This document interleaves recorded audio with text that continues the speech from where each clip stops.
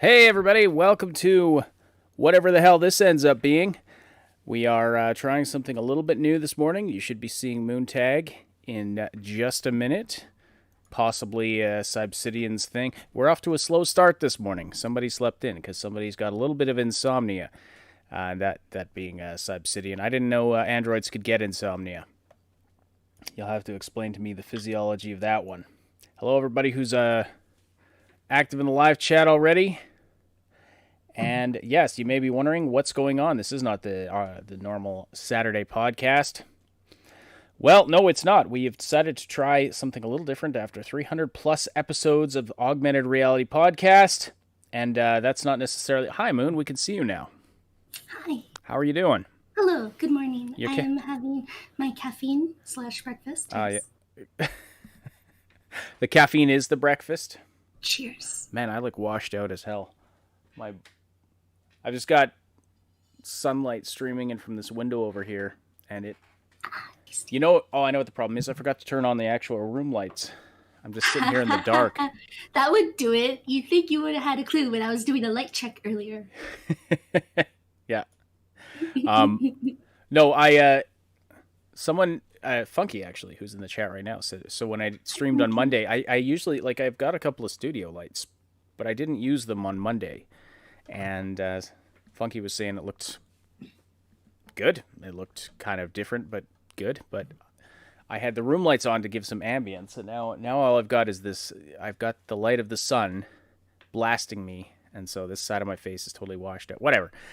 Yeah, your camera did shift a bit. I might have to adjust, but that's okay. We'll go with this. As you can see, we've got a live art feed in the top left corner.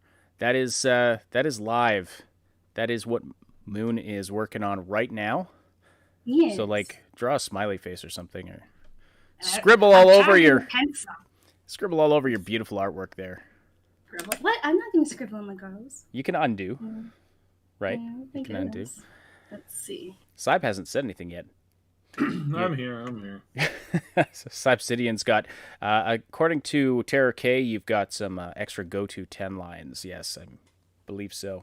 Mm-hmm. What time is it for us? It's morning. It's morning. Early enough. Yeah. It's like mid-morning. So, yeah, so can sheep dream? Can android sheep dream? I don't know.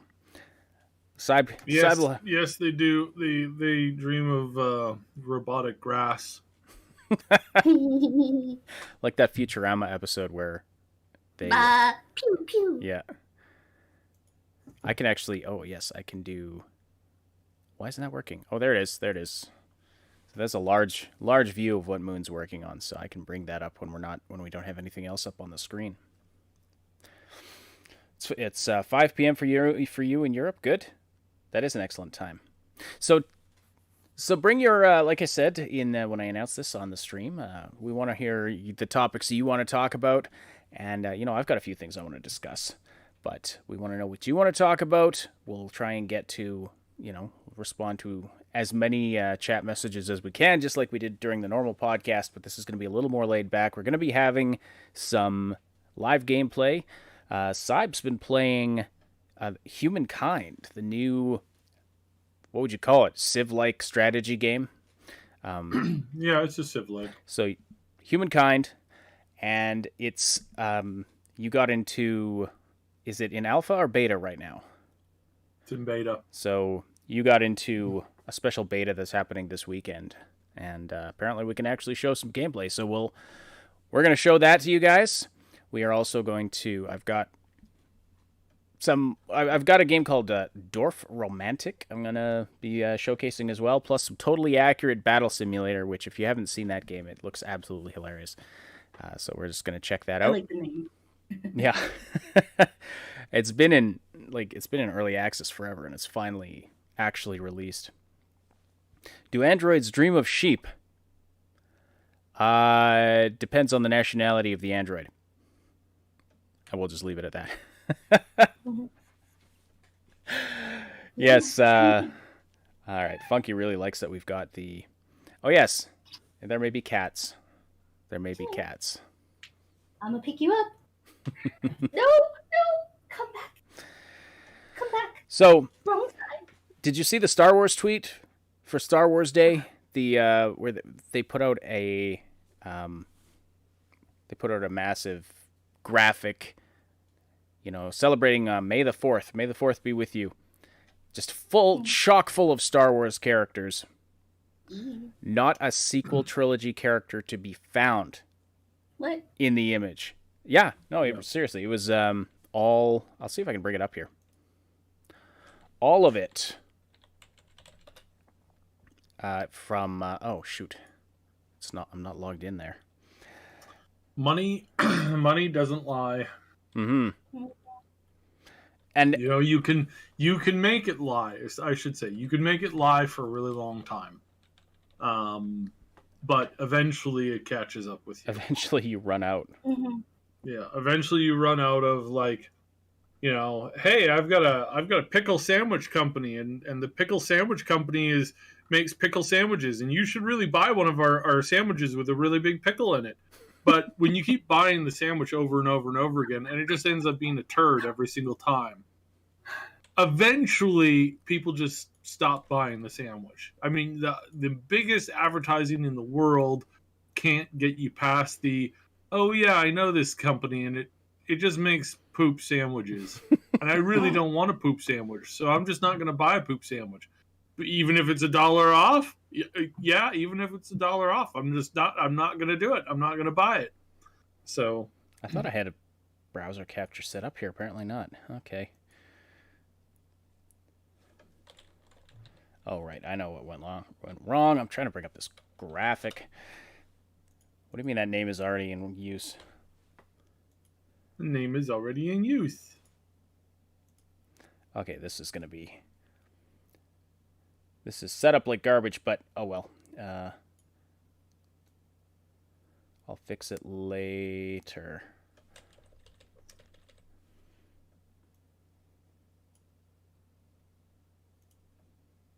All right, there it is. So, as you can see, we've got all of the classic trilogy characters. You got Han, Lando, Luke, Leia, Yoda, of course. We've got Emperor Palpatine. We've got Darth Maul, Jabba the Hutt. So, original trilogy characters, prequel trilogy characters. We have got, oh shoot, what's her name? Ahsoka. I was going to call her Asano Toka, which is probably like something really bad in some foreign language. But so Ahsoka is there. We've got some characters from. Oh, there's the Bad Batch is on here. So it's new. It's not like it's all old characters either. It's old characters. It's new characters. It's everything. No sequel trilogy. No Poe Dameron. Yeah. No Rey. No Finn. But Finn was my favorite character, by the way, of the sequel trilogy. Like, I think they could have done so much more with him. But just atrocious writing just destroyed everything in that. But the funniest part was looking at some of the reactions to this on Twitter and seeing people who actually like the sequel trilogy complaining about the fact that there were no sequel characters. And it's fine if you like the sequel trilogy. That's fine. It's fine with me. You're allowed to like whatever you want.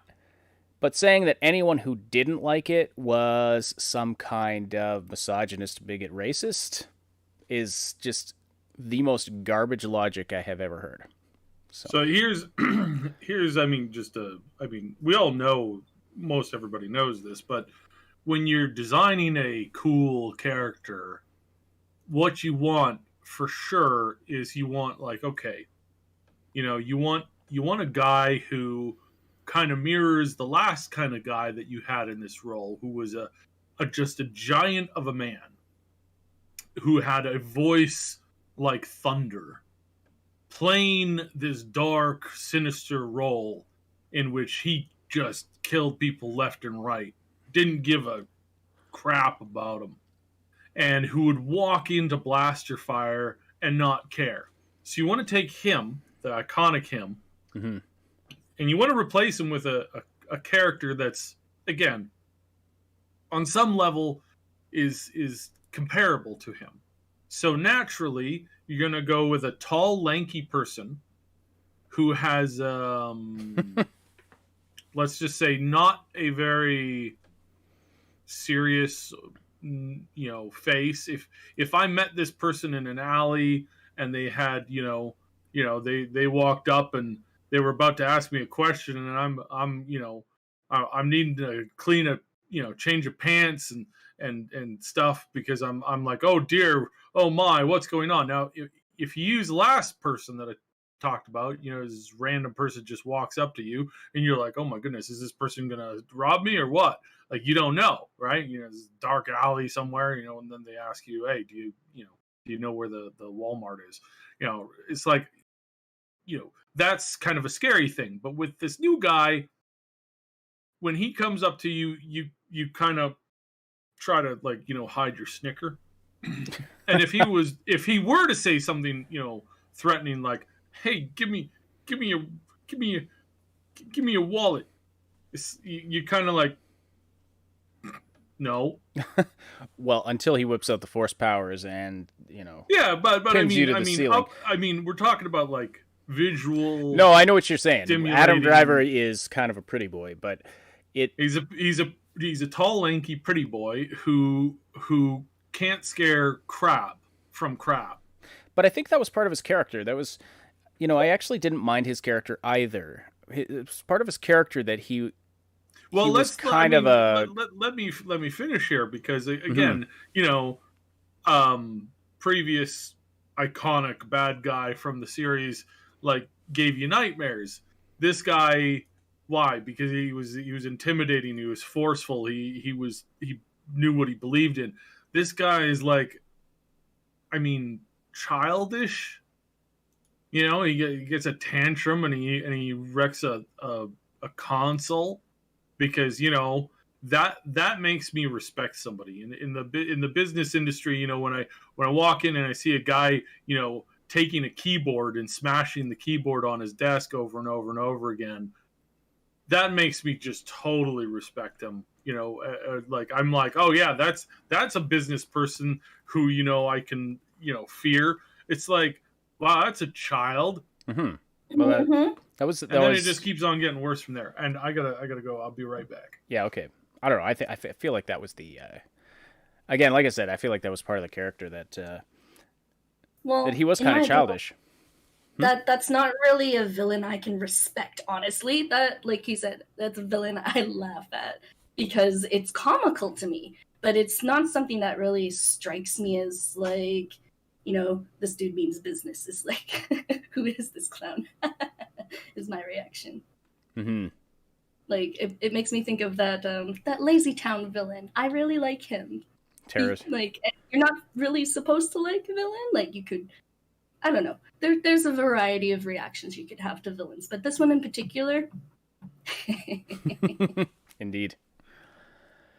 Yeah, well, that's the thing. Snoke was supposed to be the villain behind the villain. And then they they took some interesting characters and just butchered them, starting with the second movie of the trilogy, with just terrible writing. And they offed Snoke. We have no idea who he was. Well, we found...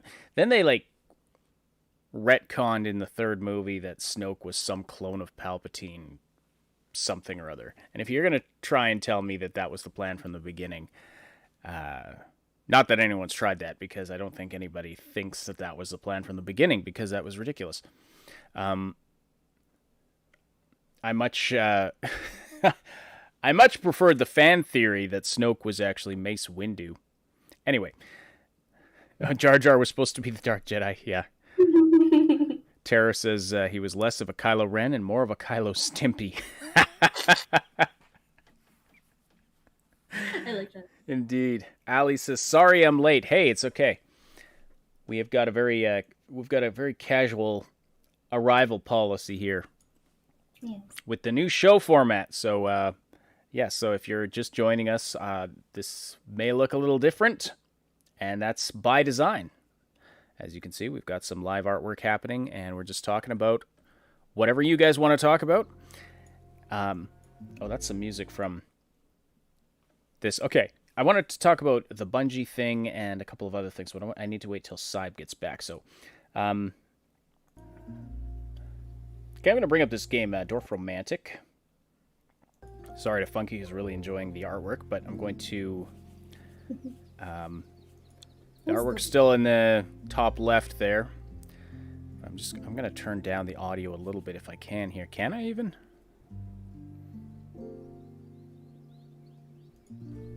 Where is it? Oh, there it is. Audio. Master volume. So, I barely know anything about this game. But Side wanted me to feature this. It seems like a pretty chill, sort of puzzly strategy game. So, let's see here. Click and drag the right mouse button to rotate the camera. Okay. Scroll the wheel to zoom. So, I don't know. It's almost like a... what's that game called? In Dorf Romantic, you build landscapes out of hexagonal tiles. Click on one of the empty tile slots around your world with your left mouse button to place the top tile from your tile stack. Okay. While hovering over an empty slot, use a scroll wheel to rotate your tile. Form groups of elements like forest or village. Place tiles next to each other and connect the colored edges to form a forest spanning at least 5 tiles. Well, it's not giving me a lot of forest options here. Oh, that is that one. Okay. So let's try this. So let's see. Notional says, last month I dropped Destiny 2 like a bag of turds after 1,000+ hours. The game has gone to crap. Yes, I wanted to talk about that today because they have just... Wow, they have... It seems like they've seriously gone... I did not mean to place that there. They've seriously gone downhill and they can't blame Activision anymore. So, it's unfortunate. I know we had quite a few people in our Discord playing Destiny 2. You guys, no, you didn't get time being into it, but she was playing it for quite a while. Anyone else playing Destiny 2? Tell us what you think about the Destiny 2 Bungie situation. So they just recently added the transmogrification feature that has been long requested, and it is a grindy microtransaction shit show. That's, I think, the scientific way to describe that. Notional's saying, we are at the point where being at Activision was probably for the better. I mean, that's a sad state of affairs if that's true. I don't know what I'm supposed to be doing here. Add 9 more fields. Are the fields the green, or is it this golden color? No, I think fields are the yellow. That would make more sense, no? They're not giving me any, though. No? No. Okay. Not... Oh, well, I'll just build a nice... I'll build a cute little town over here. Oh, here's some. Can you rotate the pieces? Yep. Okay. Yep. Oh, and then it highlights when you connect. It's kind of like dominoes. Yes, but I've kind of screwed myself with... Oh, there you go. Yeah. Oh, no. I think... You're watching it on a delay, I think. Yeah, I am. So... What did you say, Allie? Transmogrificationalization? is that a portmanteau of transmogrification and monetization? That's pretty impressive. By the way, I watched a video of a guy who made a portmanteau of every word in the English language. He had to use some fancy computer programs to do that, which he wrote himself. It was rather amusing. Okay, well, my town is just booming. But, oh, okay, they're finally giving me more, Oh, I can turn the map! Nice. Okay, hang on. There we go. Now I can see what I'm doing. Staircases, it reminds him of the game Islanders a little. Yes, what does this remind me? Settlers of Catan. This kind of reminds me of. Yeah. Or, I mean, there's a bunch of games like this with sort of a tile-based or hexagonal thing. Now, I'm supposed to be adding 9 more fields, which they're really not giving me any fields. I have no idea if I'm doing this right or not. Notional is saying everything that in that game is either endless grinding, locked behind paywalls, or outright pay to win. That's what I'm hearing. And with the latter, they are so overpowered, and Bungie won't listen until months have passed for the next pay-to-win crap to launch. Yeah, it's a pretty sad state of affairs. Looks like a BattleTech terrain building software. Use my inner Bob Ross. Okay. Channel the Bob Ross. That's right. I'm growing the afro. Some happy little trees. Just happy little... I've got happy little trees all over the place. But see, They're so cute. these field segments are so small. If the yellow is the field segments, they're so small. Okay, you know what? I'm gonna start fresh over here. Just gonna put some town there. Try to build field here. I don't know if this is gonna work or not. So we've got...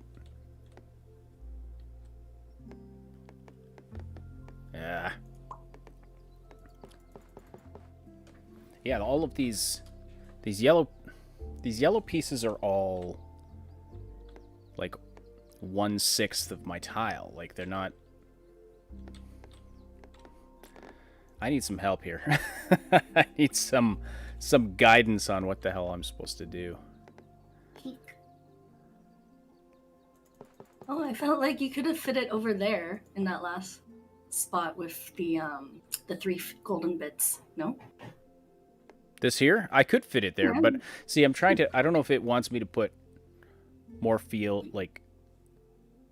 in a row, like, or all together as a group. Oh, it says... Let's see. So to complete this quest, you need to add at least 5 additional houses to the colored edges. Where are your colored edges? I see a little bit of red in the center there. You gain tiles by fulfilling quests. I'm back. Hi, welcome back. So it's... Stomach is punishing me brutally today. Oh no. Yeah, so we were just talking about the Bungie situation a little bit. So they've added... I mean, their latest infraction is just terrible from what I'm hearing. The transmogrification thing. So, you know, in order to earn 1 transmogrification, apparently is a terrible, terrible grind. Dwarf romantic would make more sense, yeah. It's so tiny. That's a different one that I can't stream. That's right, Terror. Lols. Yeah. Okay, so just quickly on the game that you're playing here. So you're royally messing it up. I know, it's because I don't know what I'm supposed to do. Each tile has it's got the 6 sides of each tile, and you get points by making sure that when you're placing them down, you're connecting all of the points to each other.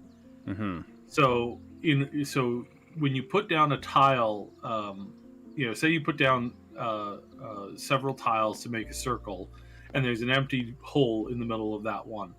That's where you use these the tile that you got there with the windmill. That goes on, like, that's a major granary, like wheat connecting tile. So you want to place that against tiles that have nothing but wheat up against them. Like that. There we go. I got it. Okay. That's the quest tile they were talking about in this bubble here. All right.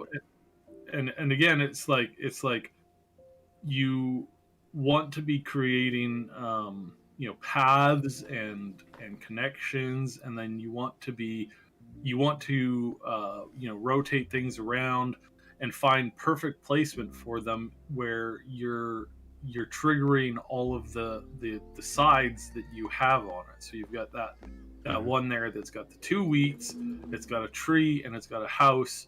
If you find a perfect placement for it, which will be on the side of the windmill right there, that's a perfect placement where all sides placed match up with what you want. And then and so the trick is that you kind of snake your way out first, and then you try and fill as much as you can, and if you can get as many perfect tiles down as you can, that would be, you know, for the better. And so there's pathways where it's like, you know, woods, the granaries, the water, the roads, the railways, they all can connect directly to something on you know, by creating essentially these pathways. And Yeah. it's just it's a very like, it's like basically it's a puzzle game, where the puzzle is constantly evolving. There, I did it. And you're just evolving with it, you know, one at a time. And what you want to try to do is you want to try and have these trees and these buildings and these houses, you want to have them all connected without kind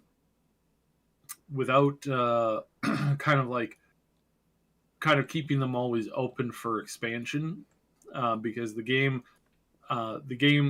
will give you missions where it's like, hey, connect 143 forest tiles together.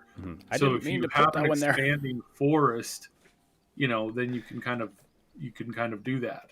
Whereas if you just kind of drop them willy nilly, it's like you'll run out of cards very quickly.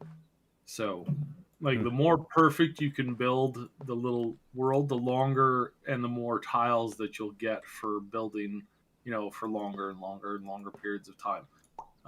So it's a very relaxing, very chill game. Yeah. Its design is to basically help you like just relax, and it's really quite nice. It is rather cathartic, and yes, I'm bad at this. And yeah, you are legendarily bad at this. Well, it didn't really. In my defense, the game didn't explain itself very well as to what I was supposed to actually do, and this is literally the first time I'm playing it. So, you know, Dominoes. I could have booted this up and then done stuff. This is you. You're like a robot. Yeah, I So- know. I'm like perfection must be attained. Perfect little micro environment will be created. Yes. See, us humans, it's, you know, aesthetics are more important than perfection. So there you go. That's one of those lessons you'll learn one day, my AI friend. No, I mean literally, I could do way better with the aesthetic things that you do. You're not even double checking sides. Oh my goodness. Well, I'm also all right. Tile unlocked. This is called. See, this is called the first time I've played this game, and I don't give a shit. Okay. Popcorn play. It's called figuring it out. Anyway, so your take on the Bungie situation, Sab? Yes, Sab Jarvis. Yeah. Bungie is total garbage. It's been getting worse and worse there, and I think it really boils down to the fact that looter shooters are like, we played so much Outriders that I've got to say that looking at Outriders, looter shooters are worse than are probably the worst format of MMO. Mm-hmm. They really are. They are the worst format of it. And the number one reason is that, you know, the storyline is kind of like weak, because you're playing it from a, you know, there's not much story you can get out of like a kind of like a shooter just in general. It's like there's not a huge amount of story that you can usually pull when you have yourself and your characters limited to a particular mechanic, right? So it's a little different in a world where it's like, you know, there's more stuff going on. But when you're in a world where it's like everybody solves all of their problems with shooting at them, your storyline is going to end up getting itself limited in some way, shape, or form. And Destiny has done well with it in the past. They also created Halo, so that, you know, there's a there's obviously, it's not nothing, right? Like it's substantial, but it's like if all you've been doing is building that for years, you'll eventually run out of juice, because it's like you're going in for the 5th meeting on the storyline that you're developing for these main characters and getting them to interact with the players, and you're like, okay, what's Master Chief gonna do? He's gonna shoot his way out of it. Oh yeah, woo, Master Chief, woo, all right, woo, woo, all right, okay, cool. See you next year. Next year you come in. All right, guys, this is number 6 going on here. Well, what's Master Chief gonna do in this scenario? He's gonna shoot his way out of it. Yeah, woo, Master Chief. Yeah, woo, yeah, shoot his way. Well, and I mean, you're talking about the 9th time. You're talking about coming first person, like single player now, but yes. No. Halo's been heavily multiplayer based for a very long time now, Ash. Get with the well. Hold on, you're talking. So then they move over to this Destiny stuff, and again, it's the same format: player shooter, player shooter, player shooter, shooter player, player shooter, shooter player. And every time they create more story, like, hey, go, future, everything is crazy. There's this Dinklebot. They're trying to save humanity. He resurrects you from a thing, and okay, how are you gonna get out of this? You could get out of it by shooting your way out of it. Yeah, woo, cool, all right. And then they do that for what? It's been like 8 years now of like every meeting they have, it ends with they'll shoot their way out of it. And eventually you're gonna, like, again, the whole Halo series was good, was pretty darn decent right up until the last few, where it started to get a little dry. And again, you have the scenario where it's like, well, part of the problem is that no matter how you play the game, you're solving your problems by shooting at it. And it's like eventually you run dry on story, plot, and direction. Everything starts to get a little bit old. So that's one spinning plate. The other spinning plate that Outriders failed miserably on is the server situation. So anytime there's any little bit of lag or problem with, refresh rate, it's a heavy problem, and it weighs down the playtime, especially when you're playing with friends. And this was, again, Outriders and the Square Enix garbage servers just failed at this just so epically. If I'm in an MMO and I'm playing a tank and I lag out a little bit, it's not the end of the world typically. I mean, sometimes I barely even notice it. It's a little laggy, it's fine, just keep pressing your rotation, and as long as half your rotation gets through, it's fine. It's fine. I remember some of the great days of like early MMOing where it's like main tank DCs. His character is still in the game, and we know that he's DC because he's dropped off of like Vent or TeamSpeak or whatever. So you're like, hunters, quick, misdirect to the tank, because the tank's not doing anything. So he's not building any more threats. So and the healers are like, oh, he's not using any more defensive. So more heals on the guy. And the guy is like, he pops back into, again, Vent or TeamSpeak or whatever, like a couple seconds later, like 20 seconds later, goes, oh no, my internet went down. I'm logging back in as fast as I can. And it's like, oh, don't worry, buddy, we got you. The warrior's strapping on a shield. He's gonna taunt for that 5-10 second time period where you're disconnected from the game and you're trying to reconnect and whatnot. Now, again, that leads for some actually interesting like stories and memories. But in Outriders, the minute I disconnect for 2 seconds, the whole mission is a wash. Everything's a wash. You've got to restart because that's it. You lost somebody else in the middle of a run. You transition to a new room. Oh, they can't join your team anymore. So yeah, that's that. So that's spinning plate number 2 is the server. Spinning plate number 3 is the loot grind. You always got to be making sure that the player always has more power to search by always making them pick up more loot. And you always got to make balance changes. And again, the Division 1 and 2 really failed here because they would just make, they would constantly buff a weapon. And it was like every month there was a flavor of the month weapon because of the patches, because of the buffs, because of the tweaks, the nerfs, the boosts, the buffs, all that kind of stuff. Every single time they would make a change, it would change the meta of the game, and then the meta of the game would be like, oh, what are you running with the MG for? It's all about the burst shotgun now, you loser, you stupid. Why haven't you ground out this like one item that's the best item for all content? What are you doing? And then they do some more buffs and nerfs and stuff like that. Oh, well, now if you're using that shotgun, you're an idiot. You need to be using the MP5.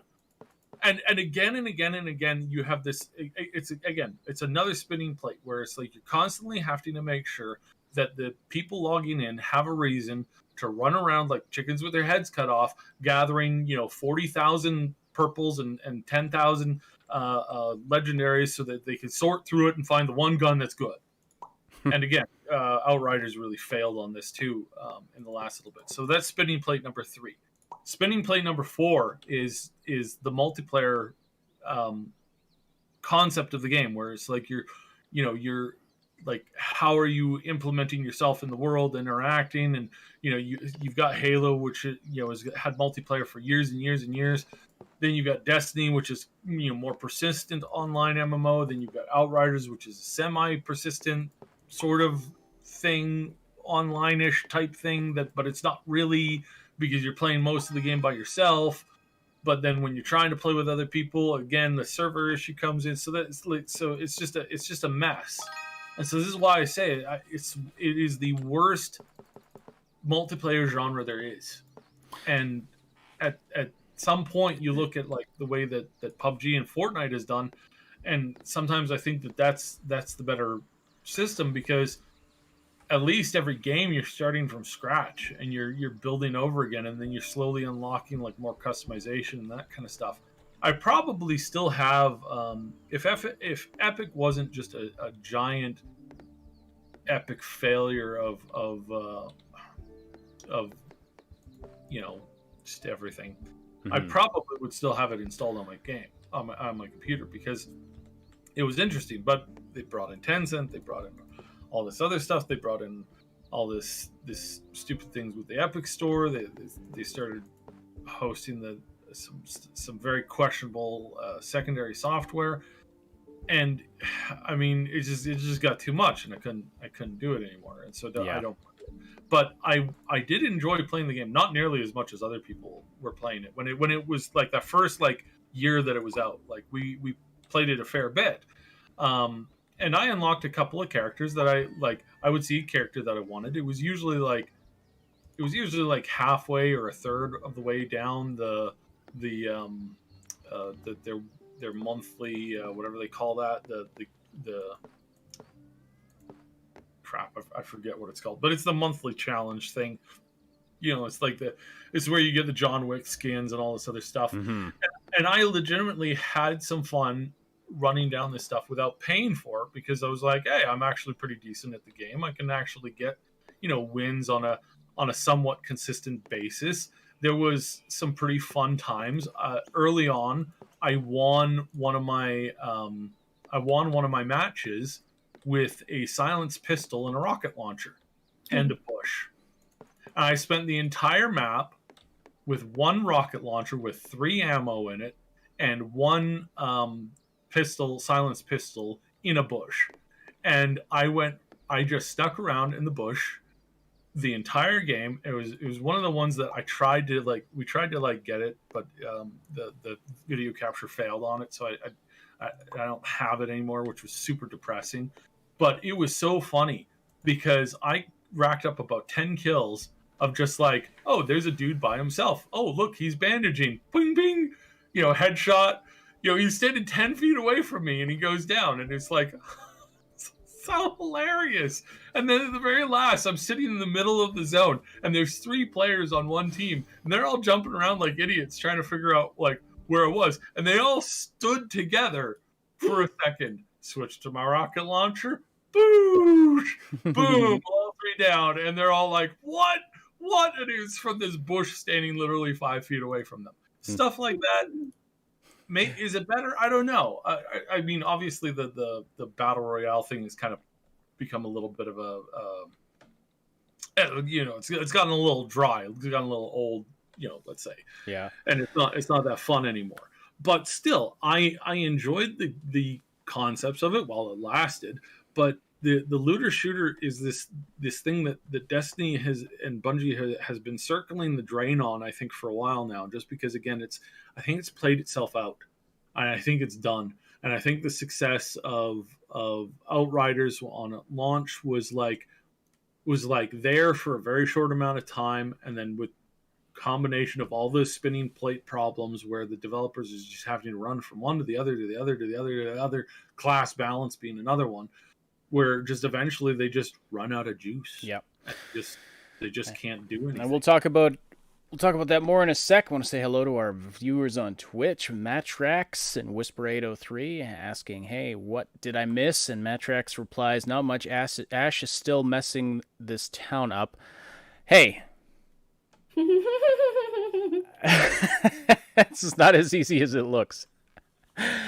Time being help. They're making fun of me for being bad at a game I've never played before. Funky,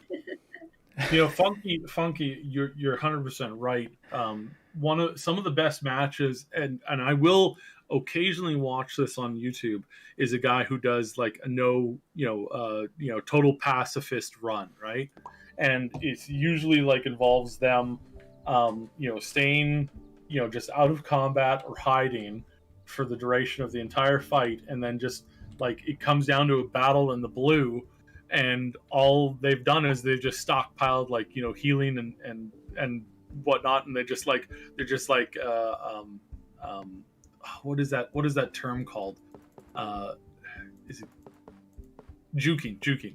Usually involves them juking the other player out into the blue or into the whatever, and they just end up getting taken out by environmental effects and stuff like that. And so yeah, it's like some of that stuff is pretty darn cool, right? Like some of it is pretty awesome. But again, it's like that's way more interesting than watching some of this other stuff.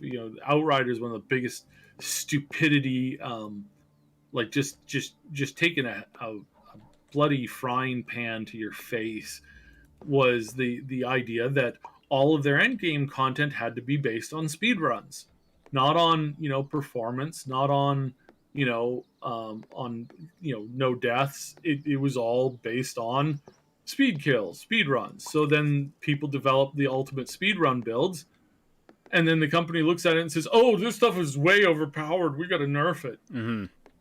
It's like, what were they thinking? That is that's the question of the hour. Now, you've played your fair share of looter shooters in your time, especially our time here on this channel.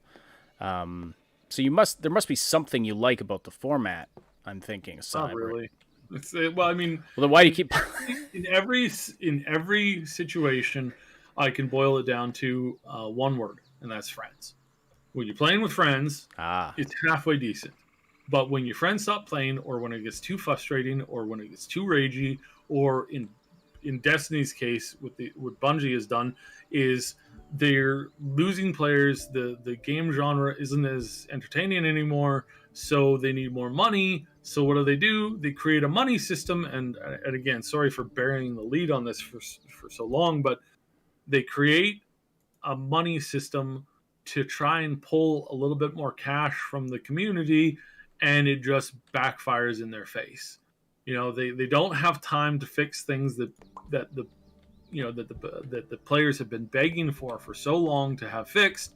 They don't have time to fix that, but they do have time to come around and just screw with just everything that you and your friends find entertaining, or have some kind of joy in by saying, oh no, okay, this is behind a paywall now, and that's behind a paywall now, and this is behind a paywall now, and this latest paywall is bloody ridiculous. So first of all, it's complicated as all get out. Now we're talking about Destiny, by the way, if anyone's having trouble following. But yeah, you go on these runs, and you go on a run, you get currency number 1. Then you go on other types of runs and you get currency number 2. Then you go on a third type of run and you get currency number 3. Mm-hmm. And oh yeah, your currency is limited, so you can only get a limited amount of it every day, every week, every month. You have a limitation on how much you can get. And if you wanted to collect everything in the game as far as cosmetics goes, that would take you 13 years. Yeah. Or you can just spend, a couple grand and just unlock everything tomorrow morning. These companies think that we're not going to sit down and do the math. Like, not me personally, but, somebody is going to do the math. Figure it out. Asmongold is a genius when it comes to understanding what and how, like, what engages a player. He calls this stuff out perfectly all the time, and he's been he's been playing his type of games. He plays a small number of games, and he plays them a lot. And of course, he's very famous as being a WoW player. And he's 100% right. Blizzard keeps on introducing, more power, this power, that kind of power. Then they take all the power away from you, and they give you new power things to grind your way up on. And the classes haven't even really changed in the last 2 years, or the last 2 expansions. It's been very light on actual core changes to the classes. But all of the power that you get is just temporary stuff within that expansion. And then as soon as you move on, all your god tier abilities and amazing things. I used to, be able to send dark beams out of myself that vaporized everything in front of me. Well, I no longer can do that. Why? Because you went to a different place, and therefore you don't have that ability anymore. Clearly, makes sense on some logic level. Okay, sure. It's like I was so powerful. Now I'm not. 1 week I'm killing mobs in 2 seconds. Next week I'm killing them in 30 seconds. That doesn't feel good. That doesn't feel fun. So Asmongold, he brings this up multiple times, and it's like the real end game chase of a lot of these games are cosmetic mounts, cosmetic armor, and you can transport that out to basically any type of game. Look at the birds flying across. Yes, I know, isn't it? That's a nice little detail. Yeah, but that is 100% correct. 100% correct. Yeah. You just simply do not have the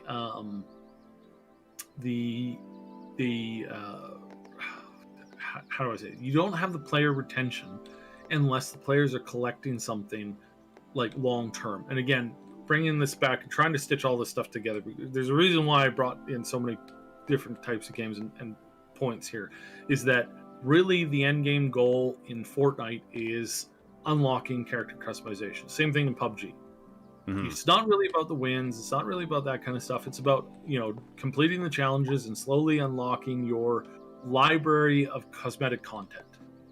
And then you have the same thing in WoW and in other MMOs. It's like cosmetic stuff carries the day. Terra was cosmetics all the way. And then you have, Bungie, who's finally getting the hint that players would like to customize what they look like, and their response to this is oh, okay, well, let's squeeze as much blood from the stone as we could possibly get. And instead of doing something interesting like Warframe did, or some of these other games that have come up with interesting ways of creating additional cosmetics, Warframe opened up their cosmetics to modders. And so if you were good at the game and you decided to mod and you were good at modding and graphical art and detail, and you created a look or an outfit or something like that for your in-game character, they would say, all right, we're going to put it up on our store, and it's going to be a flat $3 or $4 charge for this thing, and you get they got quarter of that. And there were some people who, I remember reading about one guy built his, he went to college off of that. Yeah. Right. And it's like, well, that's amazing. And that's really cool. But instead of, Bungie thinking outside the box, they just say, all right, well, everybody is going to have to pay through the nose for this, or we will time gate it to the point where it's just no longer fun and entertaining. Period. And that's what everybody is saying, is that the game is not fun, it's not entertaining, it's just ridiculous. All right, I think I'm done with Dwarf Romantic for now. But anyway, check it out. It's I think it was about... It's pretty cheap. It's under $10 American. Yeah. I paid like 10 something Canadian for it. It's so yeah, if you like these, and yes, I am the master city planner. You played it on the tutorial level, which I hadn't actually ever played it on the tutorial level, and I didn't realize that it doesn't, like, I don't think it gives you I don't think the tutorials skip the tutorial. This is also, it's in early access. It's not done yet. So they are going to have a creative mode on it where you can actually just sit there and create beautiful little worlds, and you don't have to worry about, like, doing the keys and doing the particular combos. If you want to create a little village surrounded with wheat fields here and then have like a train go through the town, you can actually do that. In the baseline mode, you can't actually do that as much as you would like to. So yeah. There's So that's Dwarf Romantic. It's pretty soothing. It's a cathartic game, as people in the chat were saying. So I was gonna boot up Humankind at some point here, and then I also have Totally Accurate Battle Simulator, which I have opened up the Humankind, so I don't know if you need to. Oh no! Oh, okay. All my alignments are screwed up. So I've got to hide the cameras. Hold on. Everything's bad. Hold on. I will fix it. What's that? Technical difficulties. Oh, well, the thing is, as soon as Saib starts streaming, it just changes the alignment of everything. You know that you can right click the screen and remove non-streaming windows, right? Well, if I do that, then hang on, I gotta close this game out. Exit. Anyway, while I get that set up, someone on Twitch, actually a couple of things. So Whisper803 is asking, will you guys be covering Mass Effect Legendary Edition, or do you have any info on it?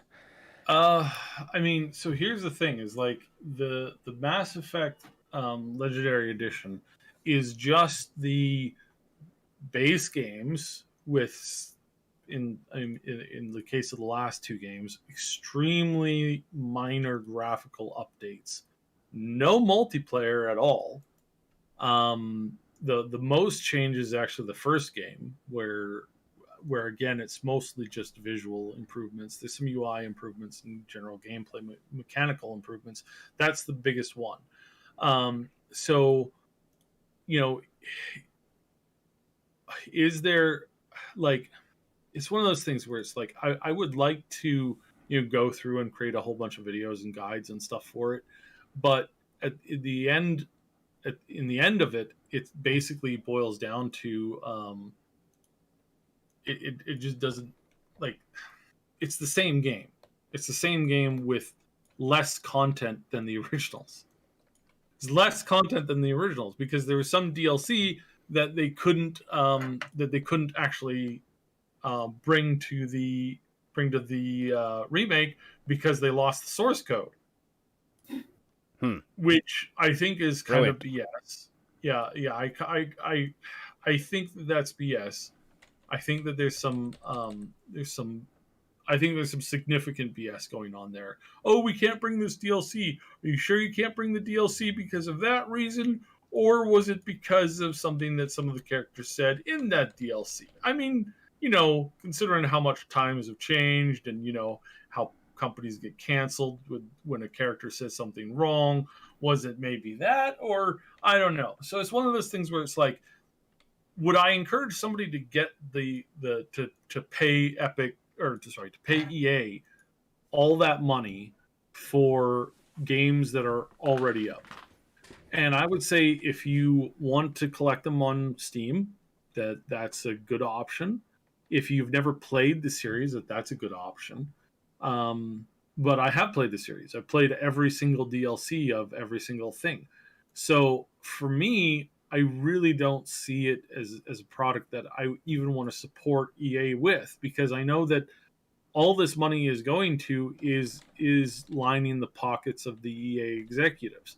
Doesn't mean that the product's not good. It's not like it's the Battlefront 1 and 2 situation. It's not that, because this is actually like, Mass Effect 1 was made when the company was actually good, and Mass Effect 2 is probably one of the best games ever played. So I highly encourage you to check those out. And I'm not hitting on the creation of those games. I think they were just fine. I think they were really good. I think that the post launch patches that they got into Mass Effect 3 to kind of more or less help fix the story ish. It's not the best, but it's what you got. It's decent, right? Like those experiences are great still, even today. And I think really probably quite realistically, it's probably a very good thing to do. Mm-hmm. But yeah, Ash, you know that you can remove the non-streaming people within the stream, and then that way you can actually fix that problem. I can't though. No, I'll explain later why I can't. Okay. Anyway, I've got you know what I realized I can You put just put it full screen. Yeah. Okay. Yeah, I put it full screen, so it's all good. right. So yeah, let's talk about this game. So just to wrap up with Mass Effect, I think that the product is pretty decent, and if we can do a full stream of it, I think that would be a great idea. Ash, I don't know if you are interested in playing through streaming the whole game. That's definitely a long summer project. That would be a long yeah. Well, long thing for all 3 games, but potentially maybe, but yeah. So I don't know. That's something to be brought up. I will not have time. I'm back doing the painful thing coming up here, and I'm going to be doing that for most of the summer and the fall, and so I'm not going to be online as much as I'd like. It's going to be really frustrating, really stressful, because I really, really hate this. But yeah. So anyway, Humankind. And by the way, Max Matarax, sorry. I will asked about Riot Games and Chrono Shift modding. I'm not familiar with that. I'm going to look it up while Sib's playing this. Yeah. All right. So Humankind is basically a competitor to Civ. This is not the default UI. This is a beta test where they're getting you to test one scenario within the game. So one scenario on one map. So again, this is not the basic introductory UI that you get. This is a fast-tracked thing that's designed to get you into and playing the game in a very, very, very particular way. So, all right. So what do we got here? We've got your force to play is this one dude. You can't change it. The cool thing that sets this game apart from the what you would call it, Civ, is that you get to make your own person. And I think that's probably one of the coolest features of this game. But you can't do it in this beta, right? Like you can't. But you cannot do it in this beta. You are stuck to playing Victor here. They call him Victor. Now, in the last beta that they had, you were stuck playing as Lucy. And perceivably in the next beta, again, you will be stuck with a single character. The good news is they keep these, like most of these characters are new every patch. So the players that you're seeing here, most of them have been some of them have been reoccurring, but I think this one down here, Emanitra, I think she was the focus of one of the previous things.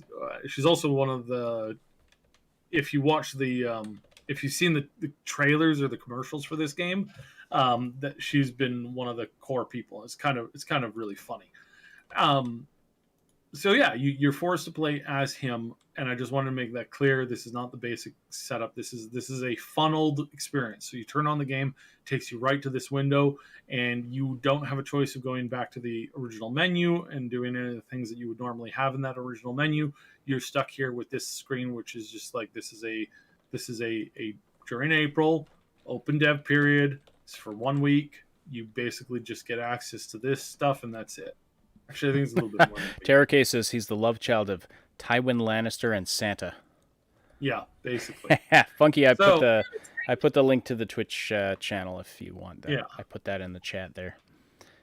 So you just like Civ, you can play it in all kinds of time zones or whatever, and you can kind of change things up if you want to start in the ancient classic, sorry, the industrial time period. You can do all that. Right now, this is starting up from the base, so this is a stereotypical Civ experience, and so the time is set on a pretty short turn schedule. Most Civ games, I think they have it designed to be around 200 to 250 turns. What's happening? What? Oh, the screen is spazzing out on my end. How is it spazzing out? Like it's switching back and forth between the menu and the loading screen. So Yeah. okay, okay, we're into the game now, so it's fixed now. Yeah. So okay, so basically you start out with one unit. It is your tribe, and you're in the Neolithic era, and you have to collect food directly to grow your tribe. You don't have a home base, you don't have a settler, you don't have anything like that, and you're in somewhat unfamiliar territory. So I'm just going to go up here. I'm going to grab these nuts. These nuts. Like, oh yes. One of your armies found some curiosities, nuts. Oh yes, lovely. Now I'm going to go fight this deer. They are a curiosity, I must say. So this is the cool thing that is a little bit different for the game versus Civ. The combat system is somewhat similar to how Civ works, but they have, instead of having like just open combat, you actually have confined battle simulations. So okay, it's a little bit different. You get to start the round deploying your assets. You can have up to 5 armies at a time. You have to do some unlocks to get that. So it's kind of like, all right, cool. So I'm just going to end deployment here. So we get into the combat round, and I can straight out attack, and you can go on the aggressive right away, or you can play, and I've discovered that this is a fairly good tactic, especially if you're heavily melee against heavy melee. It's actually best to just play defensive, and to get a bonus for being in defensive mode, and you just let the enemy bang their head against your steel wall, basically. That and elk. So you defend, and then smack. He's just running through. That's funny, but he takes more damage. Oh, that's okay. Yeah. So you just passively wait. Oh, he killed like half your dudes. Yeah, he's tough. Now, oh shoot, I should have attacked in that last phase. I messed that up big time. Oh dear, that is terrible. Wait, what's that? What's that?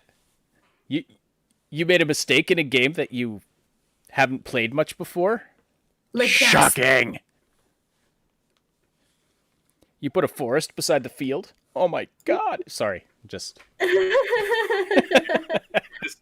this is just terrible. So I've really pushed myself here. Good job. Good job. Come on. And turn. All right, attack. There we go. Yes. There we go. Okay. Sometimes you got to rush the combat. Come on, you're Canadian. Fighting a big animal with horns should be second nature to you. Right. I'm just gonna defend myself, and then she's gonna come in again, and there we go. All right, now we got the food. Funky. All right, so you get you get food, and you get influence. Influence allows you to do certain things within the game. So that's that. We're gonna quickly we're gonna end the turn. Then we're gonna come over here. There's a sanctuary over here. I am like 2 turns behind now, which is terrible. So your tribe. So this tribe is your one unit right now, right? You can't separate them all out. Yet. Yeah, not right now. Now I've gotten 2. Now I can separate them out. But we're headed in the same direction, so I'm not going to do that right away. So what I did there is I pillaged a spawn point for the elk, for the deer, and that gave me a bunch of food, enough food that I actually generated a whole new character. I collected some curiosities, and then somebody has discovered Mount Room. Oh, okay, yeah, I've really screwed myself in this. Like, good lord. Well, your tribe has to screw itself to get more tribe, right? Right? Yeah, very funny. Hardy, har. So there was another tribe who discovered a mountain that's up here. Like I said, it's the same scenario over and over and over again. So I'm not going to pretend that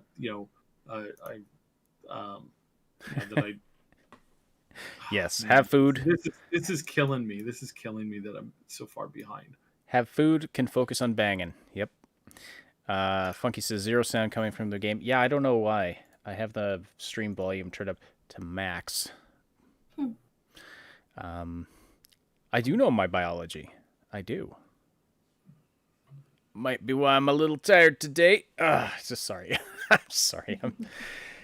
I need more coffee. Funky is twice. Funky's on Twitch as well as YouTube. Here's the thing that they discovered, right? That's this thing. Mount Romaria. I can't. Roraima. Roraima. I don't think that's how you pronounce it. So it's a real place.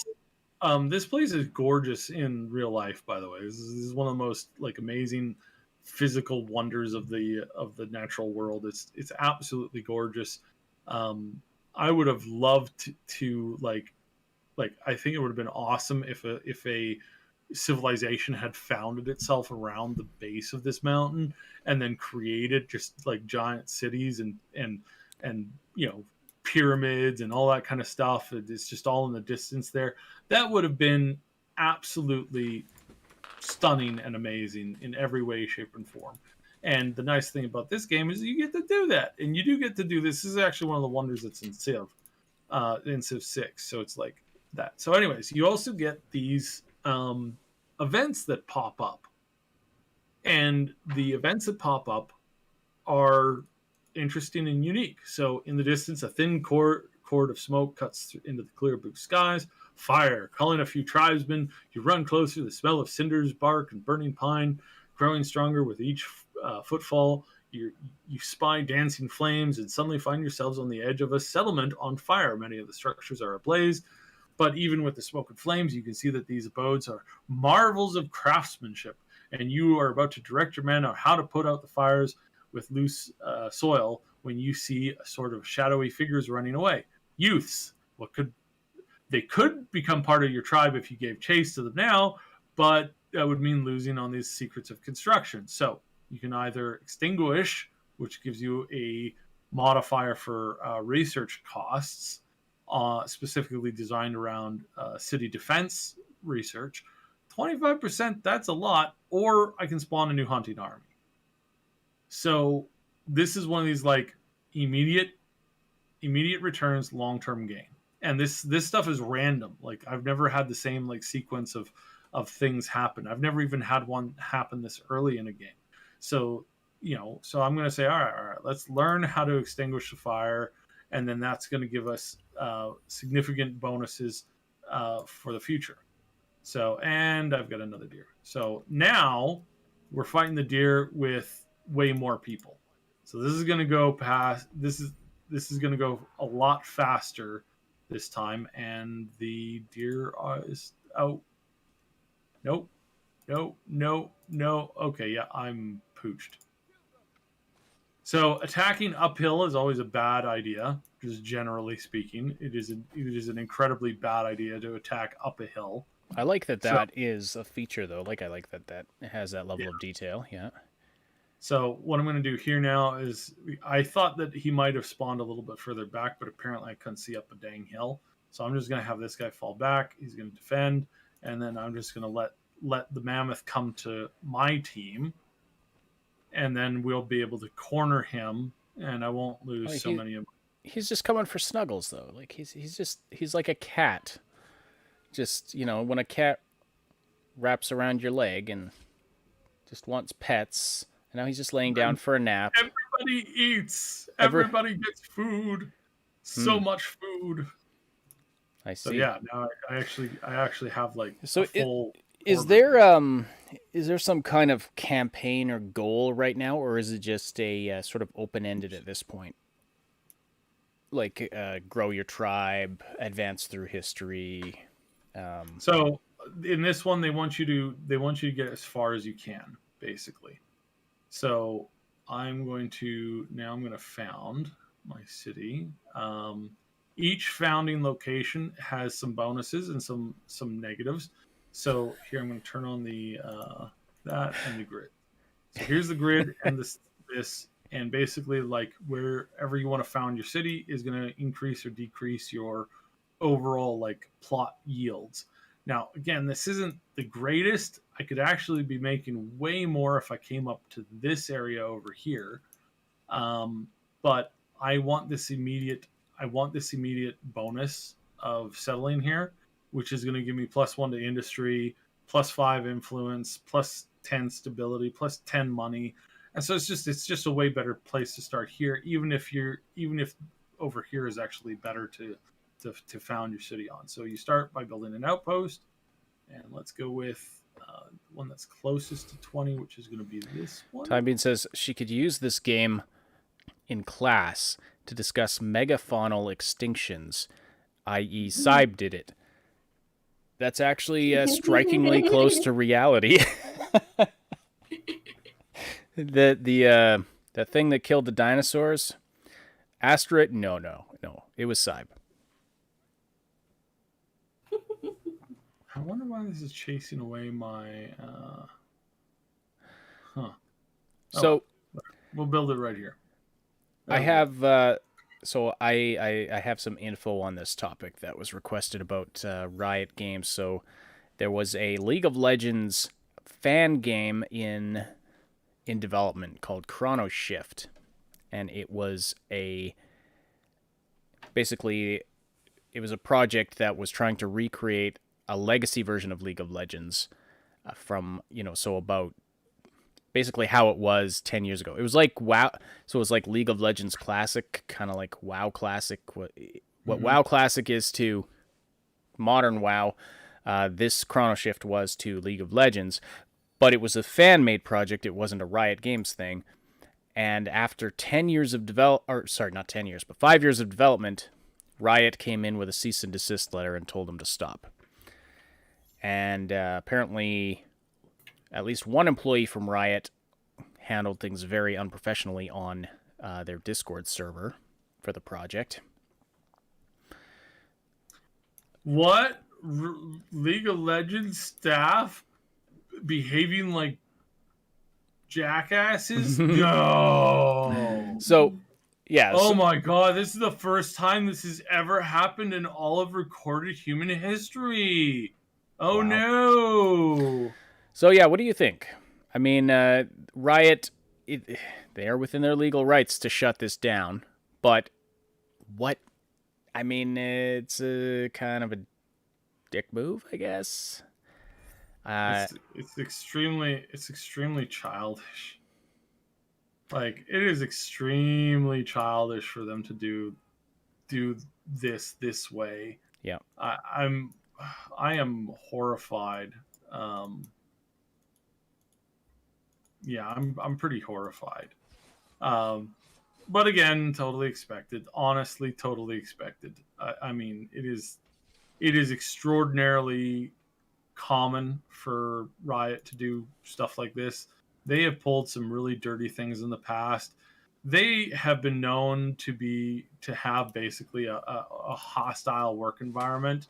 Um, Again, this is not a surprise at all. This is in no way, shape, or form is this a. Am I surprised?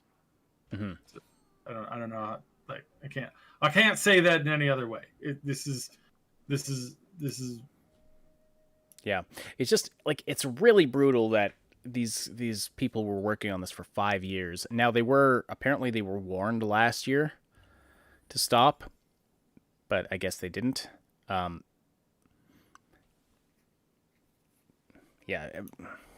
it's yeah, it's a difficult thing because I mean I get it that in one sense a company's got to protect their intellectual property, but again, on the other hand, is this really the kind of thing you want to do to people who clearly really like your game enough that they want to recreate a classic version of it? Now, could this possibly be because they're planning to do some sort of League of Legends classic project? Like, do you think? No, I doubt it.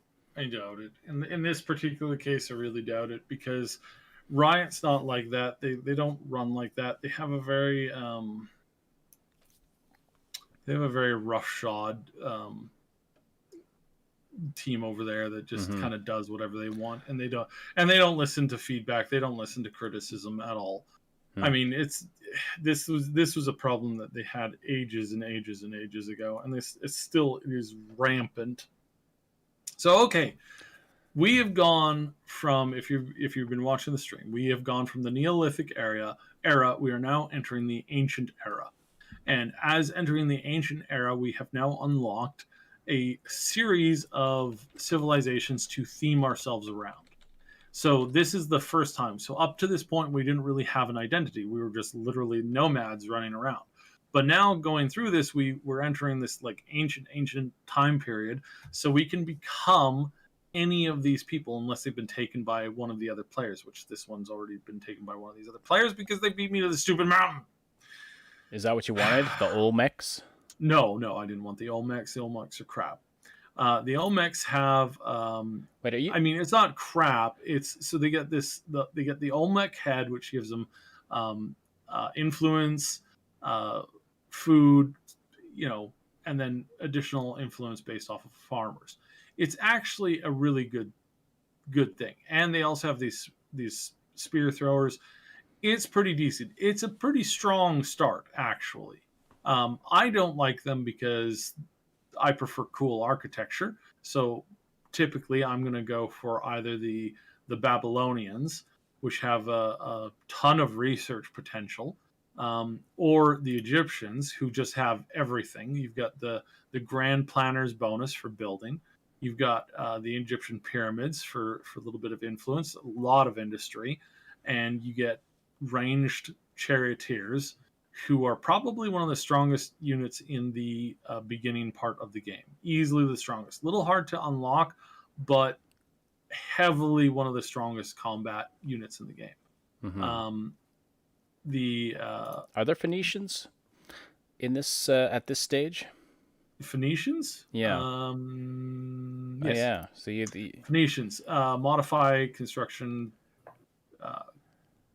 buyout cost, stability, money, and they get a boat. So if you're starting out on an island, you basically want to roll these ones. So Nubians. This is a very cool system, by the way. I think that it gets cooler because as you progress through the time, you can either change your culture and adopt a new culture. So say you start out as the Hittites. You can then transition your people into the Greek. Which is actually kind of like more or less that happened on some level. They were kind of in the same area. Same thing with the Babylonians. You can transition from being Babylonians or the Assyrians into becoming the Romans or the Greeks. And then your culture, you'll have this impact from being, having been Babylonians before, now you're Greeks, now your technology and everything has changed a little bit. Or you can play whatever first selection that you get here, you can play these all the way up. So you can just continue to modify your culture and double down on being, Egyptian. In this case, I'm going to be Egyptian. So are there restrictions? Like if you, what you pick here, does that limit your choices later? Nope. No. So you can be like, you could be Egyptians and then become like Japanese or something. Yep. Something crazy. Yep. That's really cool. Also, who was it that took the Olmecs? Are you playing against an AI or is there someone else on the map with you? No, obviously not. I'm obviously not playing against human players. I've taken like 40 minutes here to take, a handful of turns. At any point, if I was playing with Polly's, he would have rage quit by now. Because, taking long times in turn-based games is a big no-no. I'd have somebody spamming the F word to me constantly. Probably worse. Jacob says, why does this remind me of an old game I played years ago? Honestly, there's kind of, I don't know what game you're thinking of specifically. So there's kind of an Age of Empires vibe. It's a different. No, it's not Age of Empires. It's totally different. Would you listen to what I'm trying to say? What he's thinking about is this is the same guys who created the Endless series, and it's the same gameplay mechanics. That's why it's familiar. Is the Endless series, all of their iterations of the Endless series? This is based off of the same formula. This is not a live strategy game. I know it's not an RTS. That's what I'm saying. Totally different mechanics. Saib, listen to me. I know the game mechanics are totally different. I was saying that just the vibe with all of the different cultures you can choose from reminds me of playing Age of Kings specifically. The general vibe. Not saying it's the same in every way. Colonial Sanders has no shame. Timing likes the robe.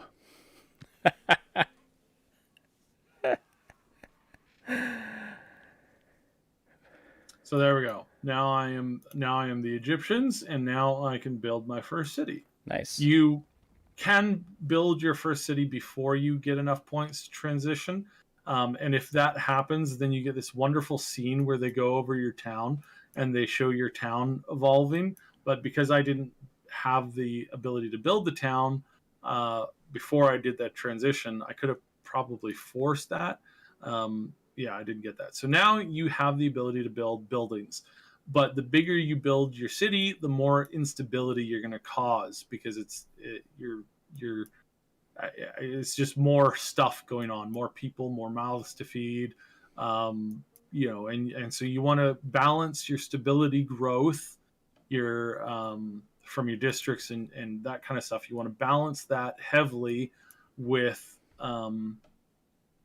stability improving stuff, basically.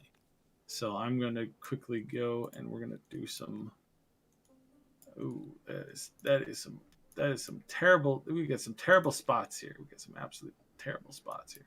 So okay, we've got that down. That's our first city. They're going to be building that for a couple of turns here. So yeah, let's just keep on exploring here. And right, that is a box canyon that I can't get out of.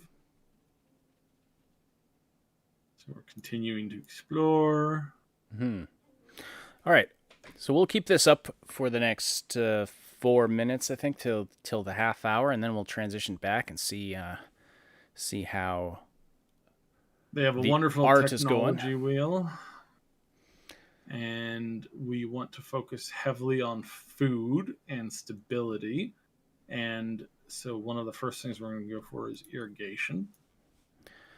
So Funky's asking, does changing the culture get you to keep perks from the previous culture? I think Yes, that's what you yes. said, but then you keep some of the perks, but not some of the other ones. So it is one of those decisions on like if you got the Egyptians or if you got the Assyrians, and if that's your long term play, you can roll for the next like say you want to stay Egyptian through the ancient into the classic and into the kind of like I can't remember what the next one after that one's called.